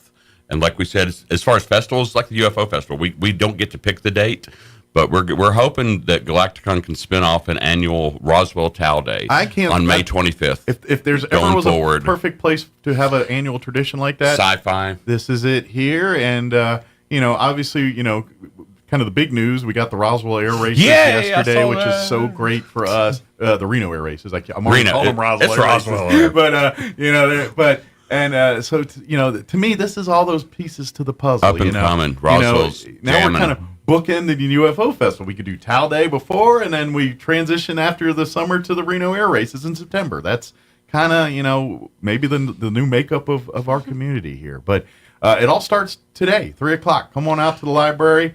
And that's completely free at the library today. Everything out there is free, so bring the family. They've got various activities and things you can. Yeah, there'll be another Towel Day ambassador. Yvette will be reading a little bit from the book. Okay. And now, what character are you going as at the library today? Scarlet Witch. Awesome. You're going to be Scarlet Witch. Mm-hmm. Excellent. Very good. So that's what the kids are looking forward to, I'm sure. Good deal. So that'd be the one the kids will gravitate towards and want to shake your hand and get hugs and get your autograph and all that cool. Whatever. I don't know. What she has a bodyguard. She has a bodyguard, by the way. Very good. Is that your job? Take care of business? Regulate? I got you. Well, that's library. They're kids. You can handle. Yeah, no, it'll be Get your towel ready, just in case. What, can you preview? We haven't really talked about your 7D costume. What are you going to be as Trillian? Yeah, so I just looked at 70s pinafores and kind of style dresses, and I decided to do kind of like a 70s shaped dress, but cut out the sides so it feels more sci-fi, and then have another dress under it, and then some sci-fi belts and bobs. Now, do you design and make your costumes too, or do you have help with that? So I usually make most of my costumes. A couple of them are store-bought, depending on what they are. But for the most part, I make all mine. Usually I don't design them because usually I'm not doing an original character. Gotcha. Well, I guess the research to get for accuracy, like I said, because there's 60 versions of one thing, and you're like, okay, I want this version. So you got to dig through the books and dig through the literature to get that accurate. Yeah, like I'm primarily like comics and fantasy, so all my fantasy stuff I design myself because they're original concepts. Sure. But usually comic stuff, it's pretty easy to be like, okay, I need to figure out how to make this work in 3 dimensions and be able to do it because comic costumes defy gravity sometimes. But I mean, do you have the skill set where you're like, all right, here's the sewing machine, I'm down and cut and pasting, measuring and doing the whole... Absolutely. Okay, cool. I pattern a lot myself. So what's your favorite?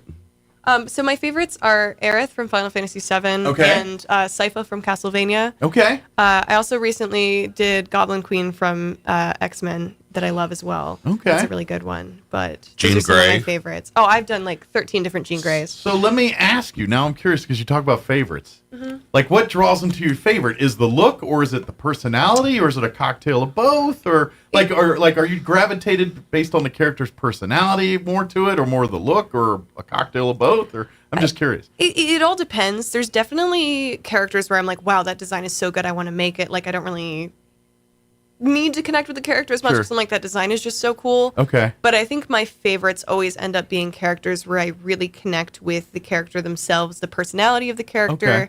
and really feel like when I'm wearing it, like, wow, like this is very like, Okay. this character's similar to me. I feel like this really works. And this is Okay, something because I'm I was really going to get a little happy mental with. health. Yes. Do you pick characters that kind of jive with your personality, or go the opposite? Because I can see either way. Yeah. You know, if you're going cosplay, part of the fun is doing everything you don't do in your normal life. Right. You know, playing a person that completely doesn't see the world the same as you do. It can become you, though, sort of. Yeah, like, and so I'm like a curious, method actor. Do you Stanislavski. gravitate towards things that are more like you, or more that's opposite of you?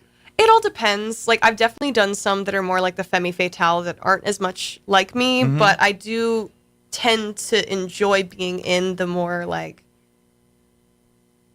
me characters. Like, there's something about it where I just feel like I Sure. like body it more. Well, it's like we all want to be the good guy in our story, but Yeah. it's sometimes fun to play the bad guy. Exactly, You know what I mean? So let's play absolutely. the bad guy once or twice. Yeah. Just for the story, for fun. I got It's to always do that fun to for break out theater the last villain. year Yeah. for the first time Well, to and be that's the, just to it. be the That's, bad you know, guy. For folks to know, Guy has, you know, when he's not doing his other 30 things, he's, you know, rocks and gems and everything else, he likes to do acting and doing stuff with communal theater. So. You know, you gave me a seg earlier.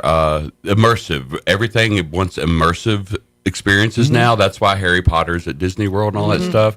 Good plug. Oddfell will be participating, but the RCLT players are also recreating a scene from Excellent. the restaurant at the end of the universe on Saturday night. Excellent. So we're having an immersive dinner on Yeah. stage. And There's like six or seven tickets are still And available. if you've been to any other of the communal theaters immersive dinners, it's going to be exclusive, just like It's that. already. We went by yesterday. Yeah. It's got galaxies. The tables have all these tropes from the books. Excellent. It's So, looking but good. there's still tickets left. Yeah, I See, think I that's have the six. I difference. think I have six. I didn't look on my way here. That's the but difference. Usually with the communal theater, because they usually center them around whatever production or The play play, they're doing, so they get all that and so, advertising, and so it's very limited, and they usually Yeah. sell it out very quick. So for a rare occasion, we have a couple tickets left, but not many. Thanks. So probably the best thing to do is get a hold of you today. Yeah, Roswell Talday. RoswellTalday.com. Go there and get. Like I said, we only got a couple left, so get it done. If you wait till tomorrow, you might miss that boat. Right, So- you'll see Saturdays $10 admission to the Yeah. convention center 10 to 6, and then $42 And includes so dinner. who's on food for this one? Valley Cafe? Oh, I good. worked Valley with Cafe's got Anthony. excellent Yeah, food. he and I worked together 15 years at I have Cattle Baron. sang the praises of their Yeah. cordon bleu soup, which you can't like you I can't know get the it one. now. They I used know to the sell, Now one. they have it's good, but it's not that cordon bleu soup. And the one time they made a special pot or bowl of it for me because I talked about it on the radio. 'Cause you're and- Mike Winters, and huh? it happened. and I don't usually take advantage of that one, but for that one, I'm like, yeah, I'll take you soup. Awesome. But yeah, they do excellent food. So you're gonna get great food at that. It's a sous vide roast beef. good. And man, the way Anthony's doing it, it's sliced healthy portions and all this stuff. But the whole point is it follows the novel. There's a cow in the novel that is at the end of the universe genetically predisposed to want you to enjoy him. Oh. So yes, we have a cow costume. Bryce will be walking around. Well, my Lovely. shank looks really nice today. I think you should. Oh, just the shoulder. Oh, fine. I'll go kill myself now. I'll be humane. So no bring bother. your vegetarian friends. Maybe Yes. you can burn them to eat meat. They can eat as the grumpy cow lures them to vegetables. beg you to eat him. Grumpy vegetables. It's like I want to be a meat eater, but I felt mean. Now he's inviting me, so I got to take a bite, right? We're giving Oddfell the day off. She'll be there, like for photo op and for meals and stuff like that. But she's been working hard. Sure. Already. What Well, did you you do see her- yesterday? Well, yesterday I went around, got to do a lot of tourism things, went hiking, cool. and shot some cool photos. So Good deal. Is yeah. this your first time in this part of the country, It- southeast New Mexico area, or Southwest? yeah, I've been to Arizona before, but not New Mexico. So. Okay, and we're different. Yeah, it is very different. Yeah, so. they got their rocks are a little shaped a little different. They're a little hotter than we are. Yeah. Yvette sort of challenged me months ago. Well, if you want to have an event and you want me to come, if you want other hitchhikers, guide people to come, sell Roswell. What's there to do? Why? So The challenge accepted. Thank you, Yvette. We created a list on the Roswell Talday site of 42 things to do. 42 being a very important number in the novel. You might have heard that one if you've seen the movie, you know that one. Yeah. Fox Mulder on the X-Files. His apartment is 42 because it's a tip-off to this book. That's the impact this there's has a had lot on of Easter egg culture through Yeah. other science fiction and pop culture references to Hitchhikers that you probably don't even realize half the time. And I'm not even talking about Big Bang Theory or nerd-centric shows like that. It's more mainstream than that, too. So, absolutely. So, well, that's cool. So if you're looking for things to do, go to thetalday.com and you can learn a little bit more. RoswellTalday.com, but also the big picture is towelday.org. That's the worldwide. And then if you want to learn Douglas the Adams, national lore the international lore behind it, Now, as far as getting Galacticon, the con tickets for tomorrow, it is sponsored by Galacticon, by the way. Yeah, the we whole, put it together. Talday con here. Yeah. What time is everything starting out there and cost and all that good stuff? Saturday it is 10 a.m. to 6 p.m. at the Roswell Convention and Civic Center. Yes. $10 gets every workshop, gets you access to everything. You can see can the whole shop world the vendors, of Talday. meet 2 or 3 Talday ambassadors. Yeah. I love it because they keep the title. You don't replace anybody when you become a Talday ambassador. You simply add to their numbers. It's going to turn into like a Hall of Fame at some point. Yeah, spread the word of Douglas Adams. The one of them that's coming, the 2024, he literally gives away copies of the Hitchhiker Guide to the Galaxy to people. It's like his mission. Ooh, so beat that guy, you might get a free book. You might, and I've got a couple copies. No, but 10 to 6 at the Convention Center, 3 o'clock today at the Roswell Public Library is free, and then the UFO Museum is hosting all of them. Oh, excellent. Oddfell plus the Talday ambassadors plus everybody's plus one. Is that tomorrow or today? Sunday at 10 a.m. at the UFO Museum. An after party, if you will. Yeah. Yes. Okay. Like you pointed out, the increasingly inaccurately named Roswell Talday has become a weekend already. You know what? I'm going for a full-time festival. Ain't nothing wrong with eventually. it too big for the day in which it's supposed to be encompassed in. If it blows up bigger than that, that's in Roswell, awesome we thing. love our little 3-day fests, and this is definitely the beginnings of one, we feel. Well, and then hopefully a first of many trips for you to Roswell. Hopefully, And you get to be a regular here. And I got to ask, we're running out of time, but I got to ask, in your days that you've been here, have you been embracing in the love of green chili like most New Mexicans have? I have not yet. I will have to check that You out. cannot leave this community without having some green chili, a burger or some Mexican food, something infused green chili. That is good to know. That will be on my bucket list before we leave. You cannot leave this I put community also without doing burrito on the list of 42 things, but you're right. I got to throw some green chili in there. Something green chili. Yes. Pecos Flavors even has green chili wine, for that matter. my It's gosh. such a Roswell thing. Well, I have to find it now. To be honest, I know Anthony. Do you like jalapeno? Anthony, Anthony over Not that Valley big. Cafe. Valley Cafe. He's very good at putting he's got his he does chicken Alfredo but with a green chili version. He does That sounds so good. Oh, plus And so- Cattle Baron gave you gift cards. So I'm thinking So you'll I'm going to guess the immersive Talday dinner is going to have something green chili infused because Anthony green chili now it infuses has everything. to. He doesn't. He's a Hopefully, green chili yeah. savant. He does things with green chili that's just really good. So. That would be awesome. But yes, you got to find some green chili before you leave us. Yes. So very good. Absolutely. There's a chicken covered with green chili at Cattle Baron. You might dig that. But yeah, oops, sorry. I'm sorry, go ahead. I was just going to say, if you are showing up in costume on Saturday and you would like to enter the costume contest, please be there before 4 because we will be doing the costume contest at 4 p.m. Okay. And I would Thank love you. to see what you guys bring out. I would love to see what costumes you guys show up. Yes. There are $300 prizes. There you go. $100 cash, $100 in Bitcoin, $100 in Cattle Baron gift certificates. Oh, nice. Our judges will decide who picks first. Nice. But everyone that wins, that shows up in costume, there's $300 prizes. Excellent. So come out and you're going to do it anyway. Might as well win some prizes. Yeah, for doing it. Let's absolutely. come out and have some Yeah. fun here and everything. Todd Hobbit is not eligible. No. That's right. We might use him as a judge. You know what? That would be very excellent because as a man who, when he's not doing his other things, spends time in the basement or his workshop doing that kind of stuff. He's an authority for us here. So, Amen. Excellent. Well, again, RoswellTalday.com has got everything we talked about here. If you have any questions about anything, and of course, and if you don't know, just show up tomorrow and we'll welcome you in and we'll Don't panic. Yeah. Just come in, and you know what? If you don't have a towel, I'm sure we can get you one while we're there. But if you want to bring your towel or get one while you're there, whatever it is, just come have fun with us. Come as your favorite cosplay or not. Just come and come as you are. It doesn't matter. Just come and have fun and meet the world. And who knows? you might just find your next hobby, passion, or make a few friends. So, You'll definitely make friends. Absolutely. Absolutely. Well, thank you guys. Welcome to Roswell. Thank you. First of many. Yes. Good deal. All right, it is 9:57. I got to play some more political ads or they'll fire me. I might get fired anyway, but anyway, quick break to pay for lunch, and so they'll get mad at me, and then they'll probably kick me off the radio. Don't go down fighting, bro. That's right. Have you been following the campaign for Senate District 32? I'm still undecided. I voted for Candy Azell before, but after 20 years, she's been in office too long. She claims she's tough on the border, but voted to give free health care to illegals, and Azell even voted to raise her own taxpayer-funded pension 3 times. Candy Azell? That's right, Candy Azell. She also voted to implement critical race theory in New Mexico. Critical race theory? The bill forces school personnel to take annual anti-racism training and rips away local control of schools and hands it to bureaucrats in Santa Fe. Worse, Azell voted to raise taxes by millions on health care for seniors. Ouch. Who's Candy's opponent? Chad Hamill. He's a local business owner and former fire chief in Roswell who is running to secure our border, fix our schools, and keep taxes low. Chad Hamill. He's got my vote. Paid for by friends of Chad Hamill.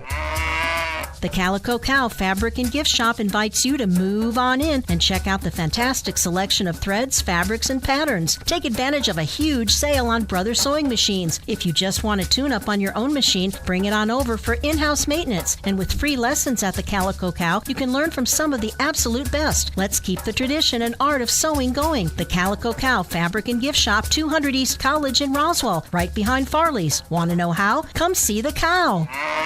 It's been a long, cold, boring winter, and children in neighborhoods everywhere are waiting to hear those magical words. The pool's open! Summer weather has finally rolled around. Make sure your pool is ready. Preparing and maintaining your pool for summer the right way will create a season full of smiles instead of headaches and make your life much easier. Soft Swim, the chlorine-free sanitizing system by BioGuard, only at Mays Lumber Company. You can count on Mays Lumber Company.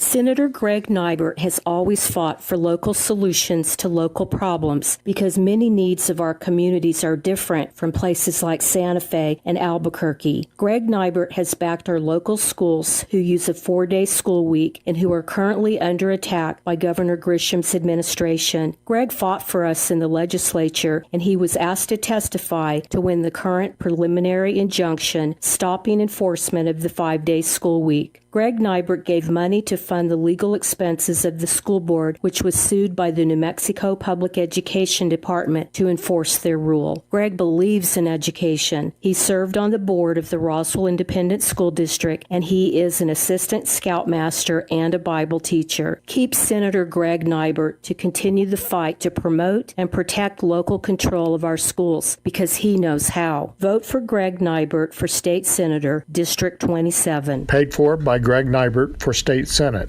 Our open border is a human tragedy, but it doesn't have to be this way. I'm Candy Spence-Ezell, and I've been fighting the progressives in Santa Fe with everything I have, who are trying to destroy our way of life. We are under attack, and I won't rest until that border is closed and our families are safe. We need a fighter in Santa Fe. I have never backed down from a fight. Paid for by Candy Spence-Ezell for State Senate, District 32. I'm meteorologist Steve Hamilton with Democratic counties. White House correspondent Greg Clugston with that report. The former president held a campaign rally for the general public in New York's South Bronx as he tries to win more support from black and Hispanic voters. Trump's campaign believes he can chip away at President Biden's support among minority voters, particularly younger men who are frustrated by their economic situations. New York hasn't voted for a Republican president since Ronald Reagan, but a new Siena College poll shows Joe Biden's lead over Trump in New York has dropped to single digits. Greg Clugston, the White House. Israel's army says the bodies of 3 more hostages have been recovered overnight from Gaza. The army says they were killed on the day of the Hamas attack, October 7th. On Wall Street, the Dow had 97 points, the NASDAQ adding 174 points. More at townhall.com. Wesley Financial Group is not a law firm. This story is called The Ugly Truth About Timeshare. If you think you've done your family a favor by buying a timeshare, you need my help. Hello, I'm Chuck McDowell, founder of Wesley Financial Group. 10 years ago, I started helping folks cancel their timeshare. In the process, started Wesley Financial Group to do one thing, help people get out of their timeshare nightmare. When you buy a timeshare, the timeshare company can raise your annual maintenance fees at will. I recently helped a couple that had their maintenance fees go from $800 to $3,200 a year. They also received a $4,000 assessment for a hurricane that was over 1,000 miles away. Sound crazy? Stop the insanity today. Call my office now. If we take you as a client, I guarantee we'll cancel your timeshare or you'll pay nothing. Want out of your timeshare? Call now for your free timeshare exit info kit. 800-656-1155. 800-656-1155. 800-656-1155. Singapore Airlines responds to a deadly mid-air incident involving one of its planes. The airline will halt meal services and get all cabin crew to buckle up when planes fly through turbulence as part of tighter cabin measures after one person died and dozens were injured on a flight from London this week. The airline says meal service will also now be suspended. That includes hot beverages when the seatbelt sign is on. Correspondent Rich Thomas in China sending dozens of warplanes and Navy vessels off Taiwan's coast on the second day of a large exercise launched to show its anger over the island's inauguration of new leaders who refuse to accept Beijing's insistence that Taiwan is part of China. An office manager of the Hong Kong trade office in London and another man going on trial in February for allegedly helping Hong Kong authorities gather intelligence in the UK. A third suspect was found dead Sunday in a park. Breaking news at townhall.com. During a state visit to the nation's capital, Kenya's president had a one-on-one meeting with House Speaker Mike Johnson. Kenyan President William Ruto met with a bipartisan group of House and Senate leaders on Capitol Hill, including House Speaker Mike Johnson. Speaker Johnson said during their meeting, Kenya is America's closest strategic partner in East Africa. There's a lot going on around the world, things that deeply concern both of our nations, and I think the stronger our partnership, the better off all of us are. The two leaders discussed Kenya's government efforts to support bribery laws and curb terrorist threats. Bernie Bennett in Washington. A former Baltimore City prosecutor who achieved a national profile for charging police officers in a black man's death was spared prison time in her sentence Thursday for perjury and mortgage fraud. Democratic former state's attorney Marilyn Mosby's sentence includes 12 months of home confinement, 100 hours of community service, and 3 years